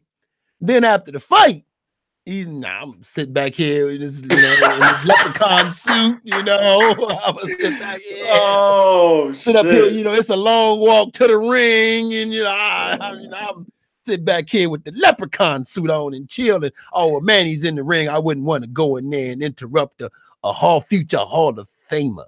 Fuck out of here, man. I think Shawn Porter wanted that fight until he saw the fight, and then I don't care what no fighter tells you. On camera, and I've done this myself in the gym. In the gym, I have told motherfuckers, yeah, dog, I got that ass today. But on the ride home, I'm like, damn, that motherfucker, god damn, he gave it to me. Shit. Hey. And I think privately, he has said, I got away with one with Ugis. Bo, before you continue, I got it, bro. You got to start using the phrase "no homo," nigga. Oh man, this nigga said, "Yeah, I got that ass." And then when I left, I was like, "Damn, this nigga really gave it to me, bro." That's two moments where you got to use "no homo," dog. Homo. No homo. Okay, you're right. You're right. No homo. No homo. Don't be sending me no goddamn messages. I'll tell you, the gay nigga's gonna come out, bro. Is that man Garrison? Oh, wait a minute. Not.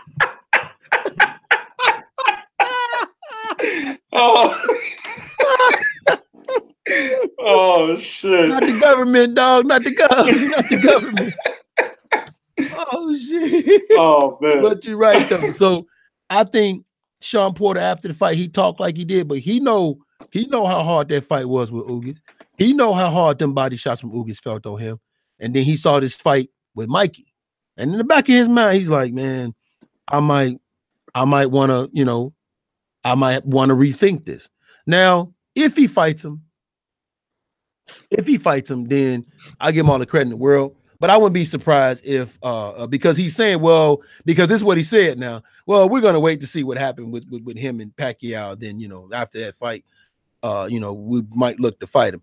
Now, what I will say about Shawn is because he said that, he is the type of dude, even if he don't want to, he going to follow through with it because he said it.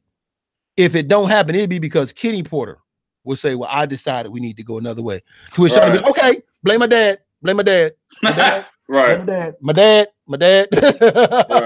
Right. Good point. Good point on that one. Yeah. I don't know, man. Like, I hate to say that.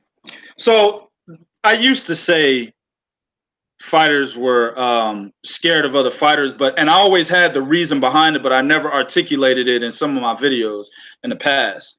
You know, I was all about entertainment, you know, and we still about that shit. We still about that life, you know what I'm saying? But at the end of the day, I feel like fighters are afraid to fight other fighters, not because they're afraid of that man, but they're afraid of losing their marketability value, right? Their market value. Let me say it like that, right? They're afraid of losing marketability. That's how I want to say it, right? I agree with so Shawn Porter's a guy, you know, he listen, I think he even mentioned this when he beat Devin Alexander, right? He was against all odds, you know, given that he's not very technical. You know, he incorporates his football playing days into the fucking ring. You know what I'm saying? He's against all odds. He was getting his ass beat up and sparring by Devin Alexander. So people didn't think he was ever going to be a champion. And he achieved something that he believed that he was always going to achieve, right? So when he lost to Kell Brook, the way that he did, I mean, it was in a fashion where there was no way he could have won that fight, right? Yeah. Well, that takes a lot out of a man. You see what I'm saying?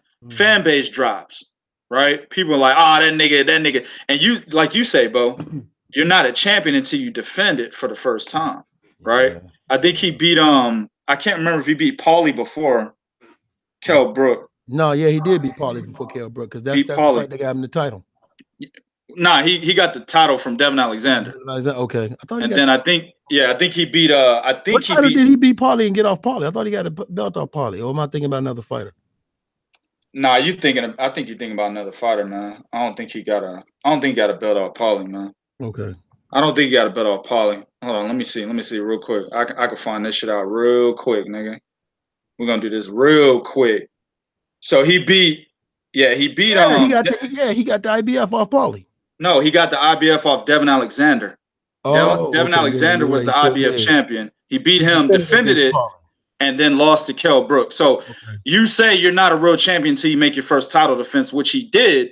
But for a guy like Shawn Porter, that wasn't enough, right? Yeah, because he essentially came out of nowhere. He was Devin Alexander's fucking sparring partner. And then I think they fought in the amateurs, if I'm not mistaken. I had to look that up. But it was a situation where he was against all odds. He lost, fan base dropped. Now he's moved himself back into a situation where the fans know who he is. He's a top welterweight again.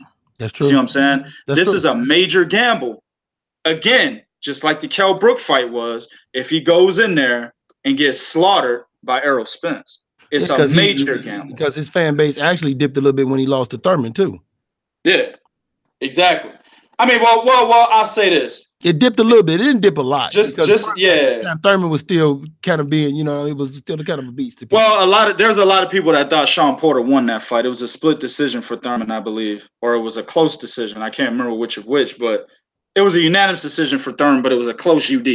And there was a lot of people that thought Shawn Porter won that fight.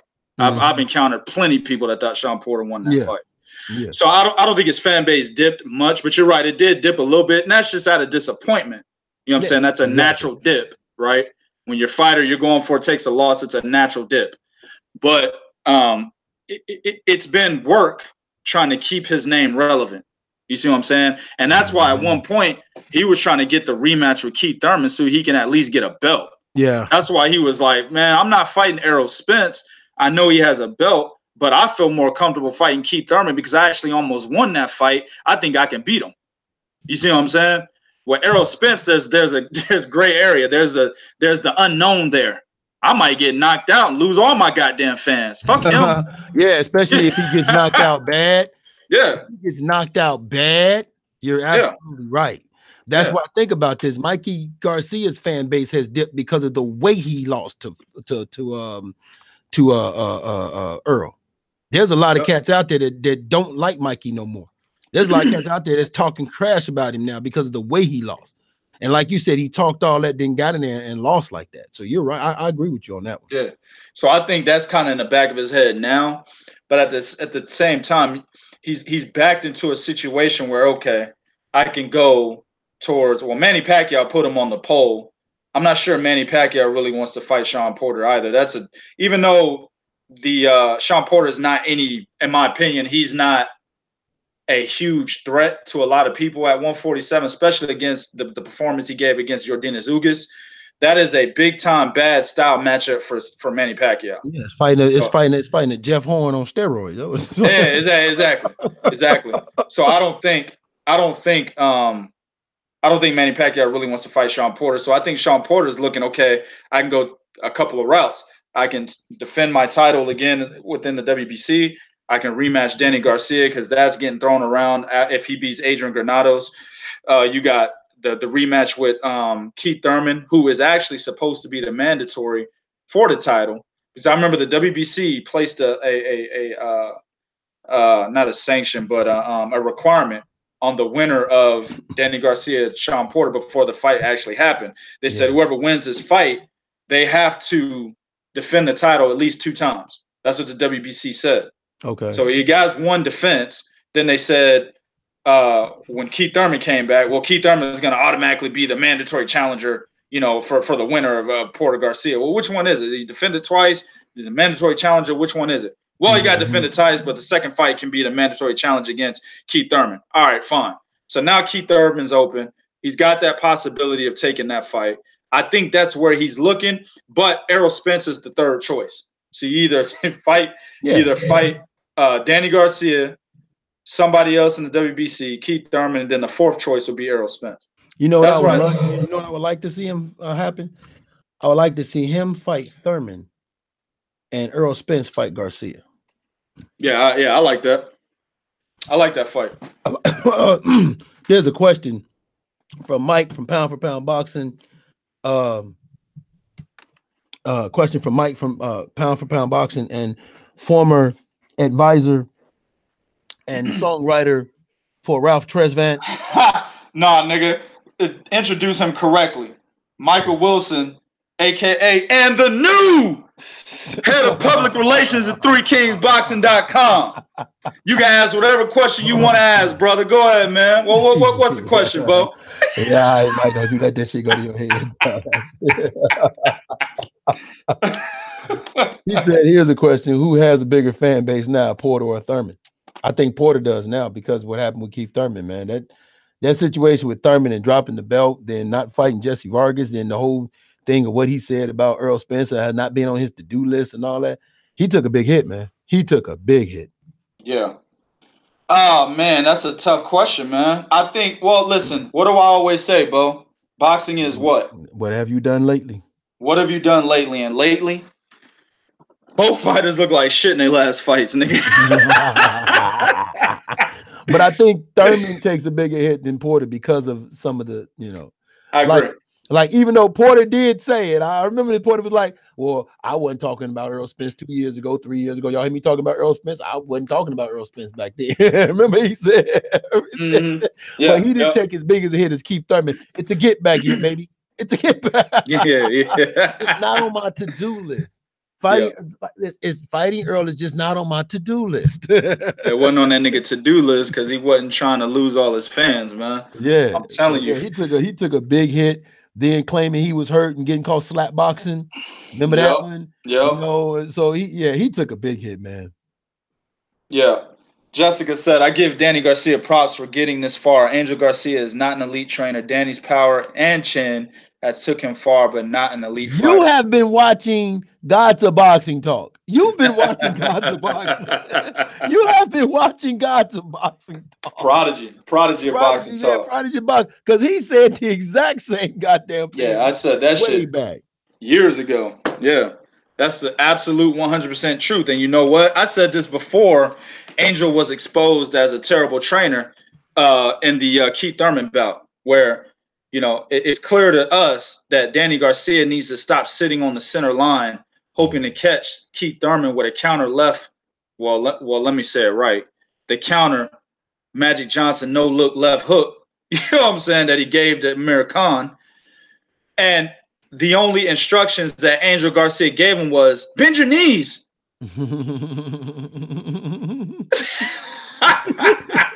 So well before that, I was saying the same thing that you said, Jessica. Absolutely. My man Chris, how do y'all see Danny Garcia versus Pacquiao playing out? That's a good fight. That's a good fight, actually, man. And that's a fight that I think Manny Pacquiao can win, again, because Danny Garcia, at times, man, he starts to plod. Now, I will say against Brandon Rios, he did a little bit of more boxing in that fight. Tried to box Shawn Porter, but ended up getting out jabbed by Shawn Porter. But I don't think he's going to do enough movement against a Manny Pacquiao to be able to contend with that kind of movement. I don't know. It's a difficult fight. I ain't breaking that shit down right. Stop asking me questions, nigga. Go to the next topic, man. What we got? So we got is it my turn?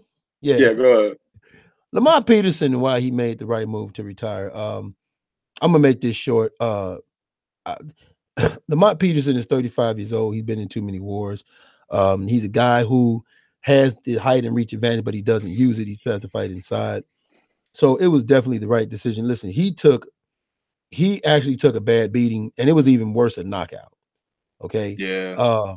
This was worse than what Errol Spence did to him. And to have that done to you back to back, and he said it best when he said it, man, when I've taken back-to-back beatings, it's time for me to go. Right. And he's absolutely right. It's not there no more. It's just not there. Like boxing, when we talk about how boxing is the proving ground, boxing is also a graveyard. You want to know why? Because that's the last place you see the fighters you love, is right there in that ring. They're buried right there in that fucking ring. Yeah. Okay.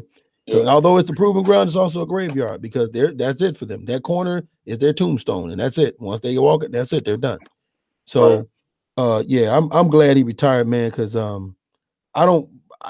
as a fighter, man, I don't like seeing guys hang around the sport longer than they should, and they round up really getting hurt. Yeah.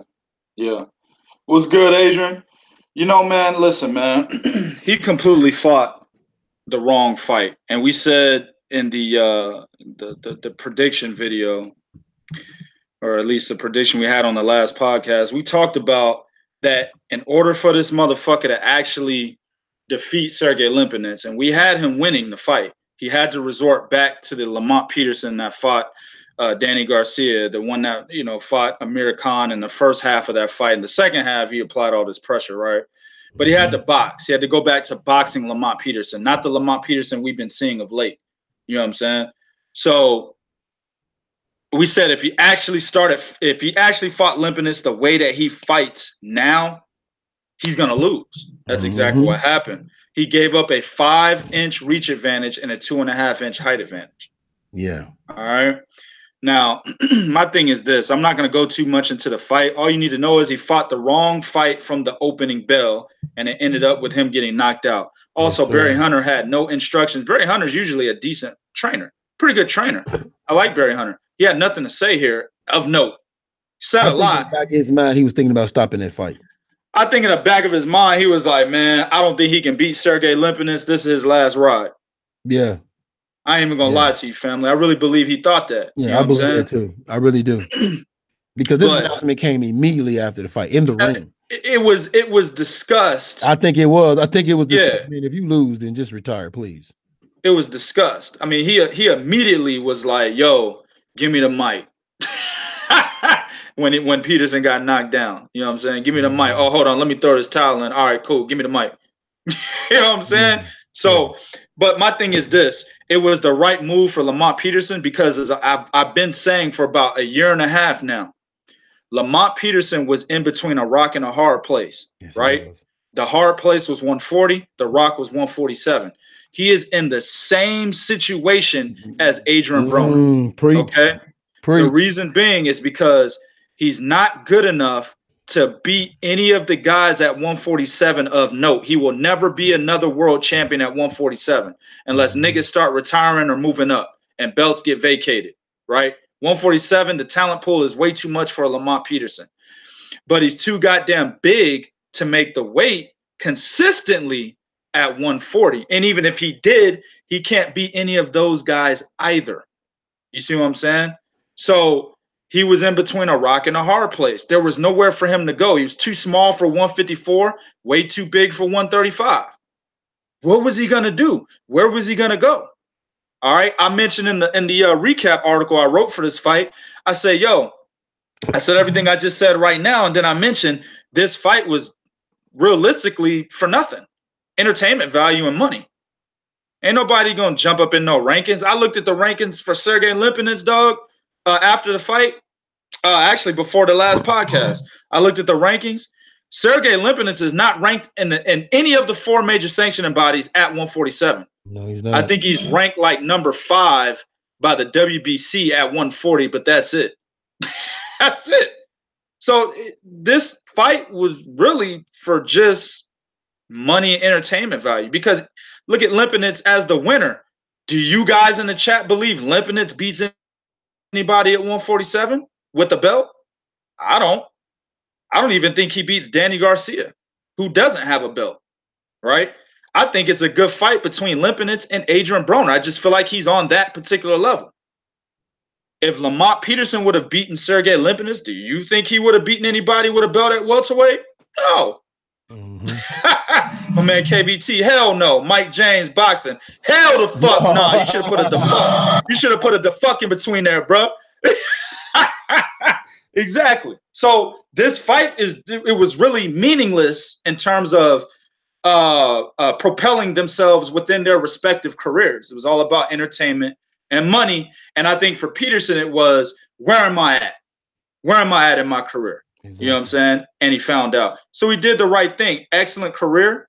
I believe Peterson was a 3-time champion. Okay.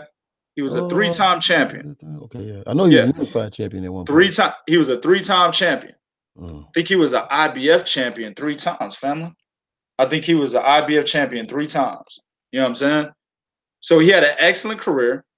He moved multiple weight classes, had some excellent fights. You know what I'm saying? Hall of Fame? Absolutely not. I don't think Lamont Peterson, even though he was a 3-time champion, I don't think he really got over the hump. You know what I'm saying? He beat Amir Khan. That was a good win for him. But I don't think he got over the hump. Yeah, he was WBA light welterweight, IBF light welterweight, and WBA welterweight. So he was a 2-division 3-time champion. Right. Yeah. So I just don't feel like he got over the hump, man, in his career. I think the Tim Bradley fight was a major hump, and you saw what happened there.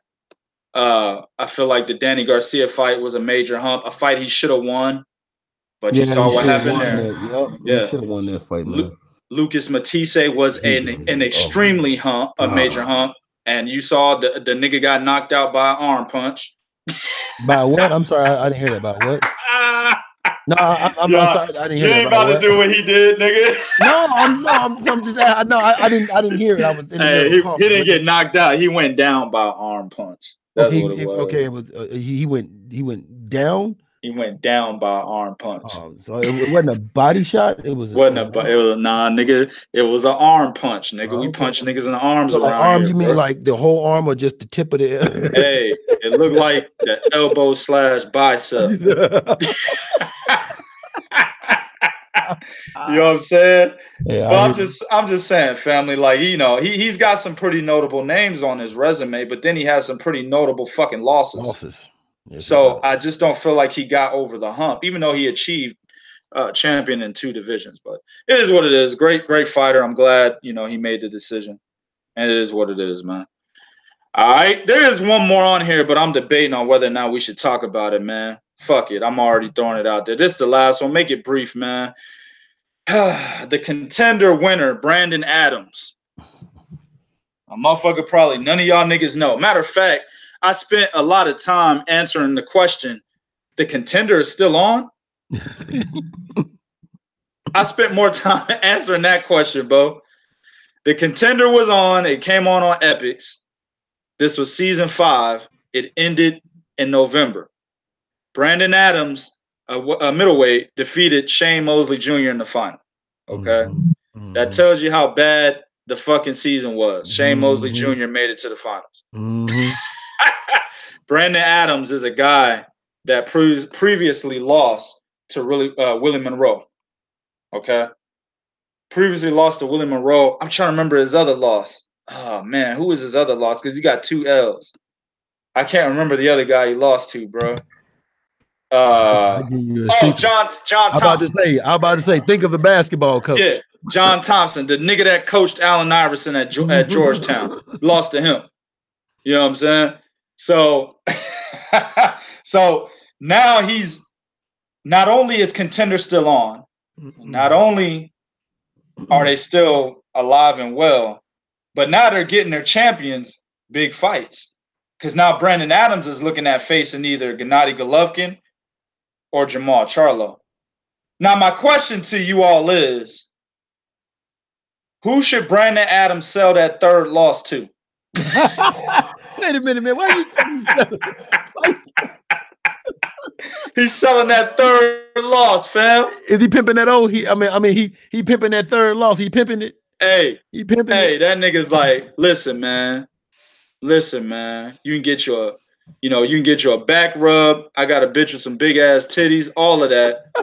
But you got to give me that money for this third loss. You get titties, a back rub, and a win, and for this loss. Oh man, we are going to be so censored. I'm telling you, bro. That's all it is, man. Listen, man. There's no way Brandon Adams. If you guys haven't seen him fight, go check out episodes of The Contender. It's on YouTube. You can go check it out. He can't beat neither one of these guys. Not only can he not beat him, I feel he gets stopped within 5 rounds. Too Tough made a good point. Rob Brandt is a better chance. Rob Brandt is a better chance to enjoy his money. You know what I'm saying? Now, my thing is this. If I'm Brandon Adams, I go after Rob Brandt. That's what I would do. Yeah. You know what I'm saying? That's a better fight for him. He is nowhere near. Listen, Brandon Adams is just like a fucking Dominic Wade, bro. Dominic Wade. Okay. Yeah, okay. I see. So there's no way that he beats Gennady Golovkin or Jamal Charlo, man. What do you think about this, Bo? Does he got a chance? At least a puncher's chance? Man, I'm laughing at Adrian. She killing it. Oh yeah, I see. Yeah. We're gonna go to the comments in a little bit. No, he doesn't have a chance against neither one of these fighters. Here's the reality, man. Is that he won the Contender, so he's riding high off that, because the last guy to win a Contender and went on to have a big fight and win was Alfonso Gomez when he beat it wasn't Cotto. Cotto when it beat him. Who did he fight before he fought Cotto? Who? Arturo Gatti. Okay. Yeah. Alfonso Gomez. I remember that fight. Alfonso. Yeah, I remember that fight. And the Contender probably revitalized him to a point where people are looking at him fighting because they feel like, okay, if enough people saw it, because I don't know what the viewership is for it, but let's say 1 million people saw it, then that's 1 million people that knows his name. This is a good fight. And I think he's ranked only in one of the boxing organizations, which I believe is the WBA. So it's a smart move on Gennady Golovkin's part. It's a smart move on Charlo's part, because this guy just came off the Contender, so he's popular, but he shouldn't take neither one of them fights. I agree with whoever said Rob Brandt. That's what he should be looking at. But he should not take Charlo. He should damn well not take Gennady Golovkin. Yeah. So no, he doesn't have it. I heard somebody on Facebook say Golovkin is no longer the invulnerable guy that he once was. Now he's a vulnerable Golovkin. He should take that fight. I don't know what Golovkin you saw, nigga. I don't know what Golovkin you saw. He was vulnerable. I mean, I don't know what Golovkin you saw, Jack. Listen, he's always been vulnerable, but in terms of the skill set of a Brandon Adams, he's invulnerable. Hell yeah, he's running down. Shit, he ain't got time for that shit. That's easy work, bro. Yeah, that's too easy work, man. That's like a human being standing in front of a bulldozer, nigga. Yeah, I mean, it depends. And you know what, too? It depends on money, man. Like, put it like this. If they offer him, like, you have to ask yourself, how much money would they have to offer him for him to take? Like, right now, like I said, I think he's ranked he's ranked in the top 5 by one of the organizations. So pretty soon, he keep winning, he move up the rank, he's going to get a title shot. So how much money is fighting one of them dudes going to be worth to him? Because once he loses, that's it for him. You got to understand that he's done. He's done.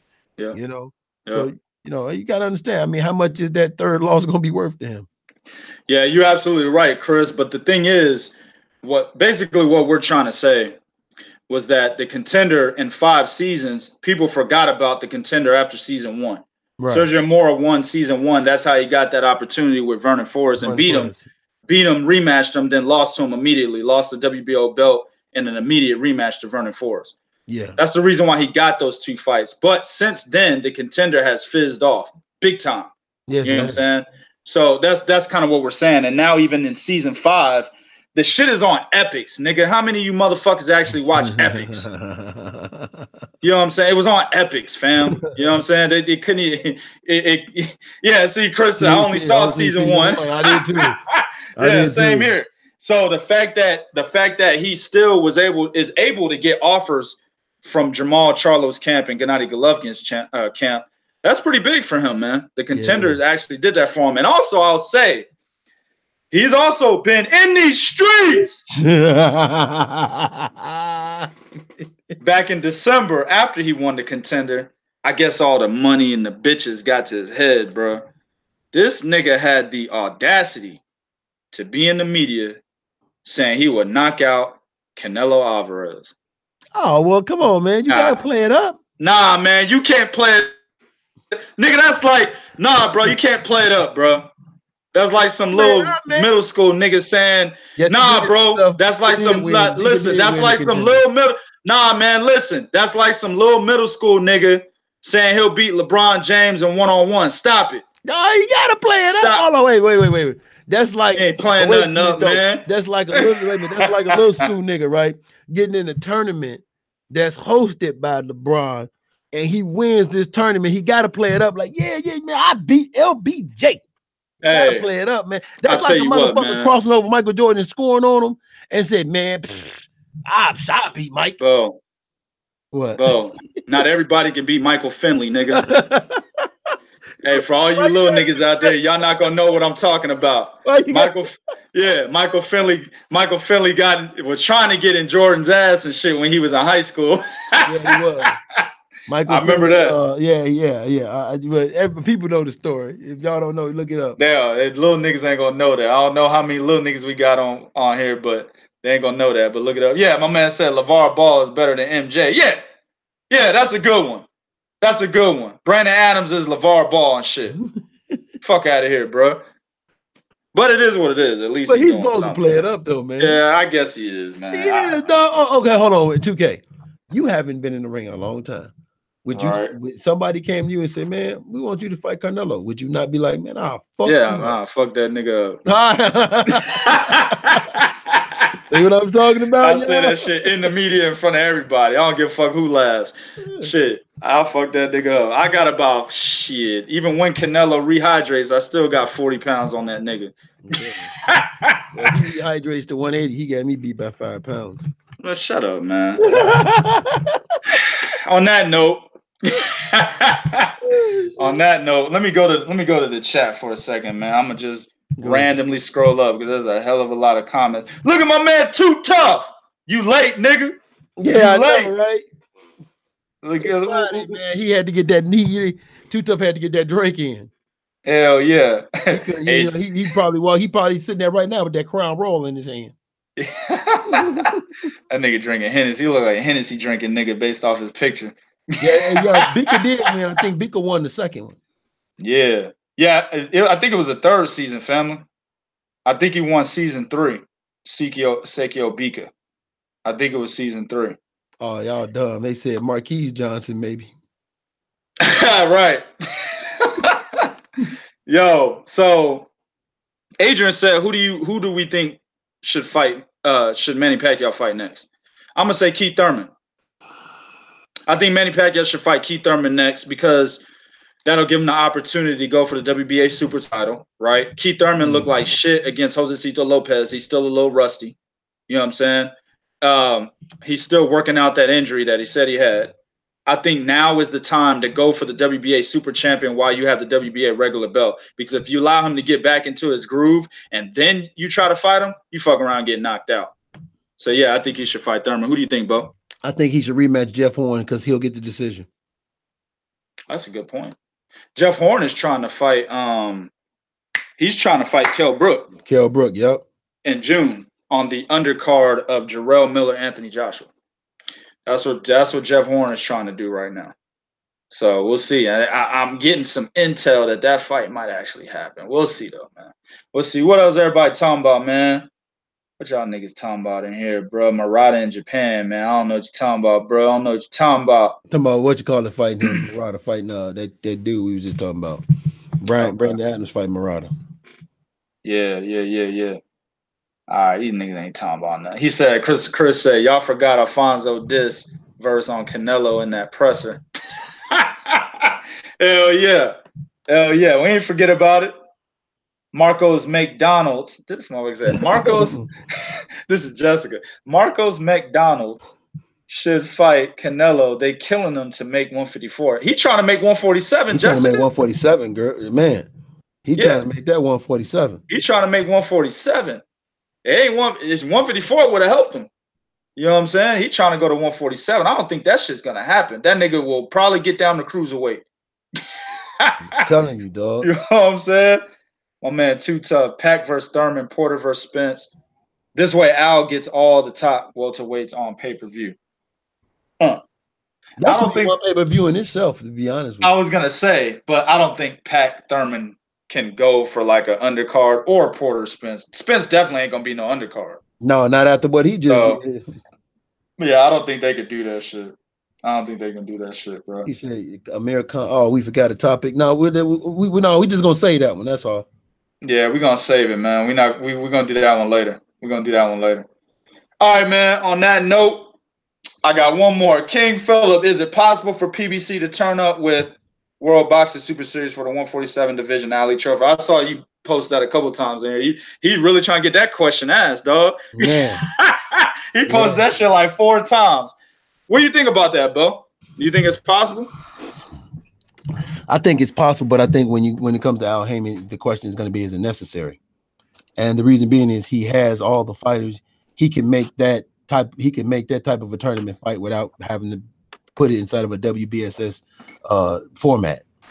Yeah. And so yeah, it's possible because they're all under him. All right. But the question is, would he want to do it? And then you'd have to get Bob Arams to be willing to allow Crawford to participate, and I doubt he'd be willing to do that, considering the fact that he didn't let Jose Ramirez participate at the one that was at 140. Right. So. Right. I think it's all about money. Yeah. The World Boxing Super Series right now is still trying to deal with their financial issues. Okay. Now, I think they've got something worked out, obviously, because Ivan Baranchyk and Josh Taylor is on for May 18th. Of course, you got my man Regis Prograis, Kiro Relic on for next month. Nonito Donaires, Alani Tete's on for next month. And then you got my man Edru Tabiti and Bo's man Junior Dorticos on for June. I think they're June. I think they're in June, yeah. And then you got Christopher Larchik and fucking Bradis, Mars Bradis, and for June as well. So I think they're on their shit right now, but they still have to develop into a more how do I say a trustworthy entity with their tournament before PBC gets involved in that shit. You know what I'm saying? That's true. So I think that I think PBC could get involved with them and supply some funds from some of their financial backing, but I don't think they're willing to make that risk right now. So yeah. I don't think it will happen anytime soon, fam. But hey, hopefully I'm wrong. This shit can happen sooner rather than later, because I would love to see a 147 WBSS tournament. Yeah, he asked earlier about 126. I would love to see that. Yeah, 126. Hell yeah, because them niggas need to unify. No shit. Gary Russell and Leo Santa Cruz, man, that shit is well overdue, bro. And they're not even that fight ain't even marinating, bro. They're not even marinating. That motherfucker not even in the water. That motherfucker not even in the oil. It's not even seasoned. Yeah, that shit is just long overdue because it's just long overdue. You know what I'm saying? At the bottom. Yeah. You know, you leave something in the deep freezer too long at the bottom. Yeah. Now you got my man Jesse Magdaleno in that bitch. Now I want to see him fight Oscar Valdez. I ain't even talking about him unifying no more. I'm trying to see that fight. You know, Josh Warrington might lose to Kid Galahad. We Might lose to him. Kid Galahad ain't no joke, man. no, he's not. Ain't no joke, man. Not at all. My man KVT said, best episode for sure. A good laugh on this one. Man, you need to go look at the other episodes, man. We be killing this shit, that's bro. because Christopher Thomas been saying, ask the chat, is this the best episode? He been saying that, and everybody, he's like, this is the best episode, man. Christopher Thomas been saying that, man. Word up. Nah, I appreciate everybody in the chat, man. I appreciate everybody that's supporting us. You know what I'm saying? I want to see Teofimo Lopez versus Tank or Lomas. We want to see that shit too. Yeah. Especially Tank. I want to see Tank fight anybody with a post. Shit. Yeah. I'm tired of seeing Tank fighting Hugo Ruiz's and shit, bro. I need to see somebody with a post fighting niggas coming off losses and shit. I'm tired of it, man. Fighting Abner. He's pulling niggas up from 126. He did that with Jesus Cuellar coming off of a loss to Mares, fought him, then pulled Mares coming up from 126 off a loss to Leo Santa Cruz, tried to fight him, but he pulled out. Now Mares wants to fight again, but in his replacement, he pulled up a motherfucker from 122. Oh, yeah, 122. Nah, nigga. Hugo Ruiz is a former bantamweight champion, super bantamweight champion, nigga. Then he went to 126 for a couple fights. Then he got moved up to 130. Man, get the fuck out of here, man. Yeah, I need Gervonta to fight some goddamn body, bro. For real, for real. Andrew fight one of y'all in the goddamn comment section. Y'all be a better fight than what we saw. Yeah. Fight that nigga Chris Tom, man. You know what I'm saying? Yeah. Fight that nigga, bro. You know, Chris might win. I don't know. That nigga kind of weak. All right, man. Like that nigga Blake Whitehead. Like that nigga Blake ass ain't making weight. That nigga ain't making weight. That nigga be 150 pounds overweight, nigga, at the win.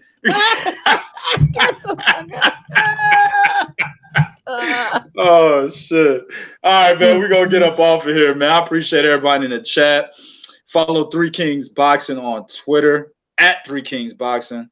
Instagram at Three Kings Boxing, Facebook.com/Three Kings Boxing. Also, always check the website for the latest and greatest in boxing news and information, as well as interviews. ThreeKingsBoxing.com. That's where all the shit goes down. Everything we talk about on here is most likely being posted on there in article format. So if you don't like the podcast, you don't like how we say a whole lot of shit, we talk about hoes in the media that's trying to get some dick, but then turn around and start suing niggas. If you don't like that, then we don't really talk about stuff like that on the website. You know what I'm saying? We're more so down the middle, as we are here on this podcast, down the middle. But, you know, you get less the profanity.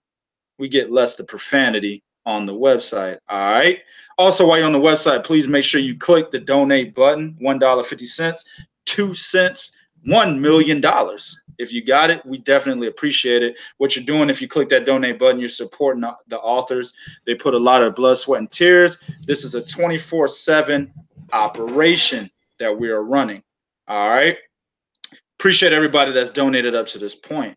Now, for my disclaimer, fighters, promoters, trainers, managers, fans, hoes, anybody that had a problem with what I got to say, or what my man Bo had to say on this podcast, understand it's just entertainment. While we do stick to what we say as to be true and our honest opinions, understand it's just entertainment. We have a chat that we like to entertain, and we also like to educate. But if you do have a problem, you can always come see me at one of them fights. All right. I appreciate everybody on, but we out.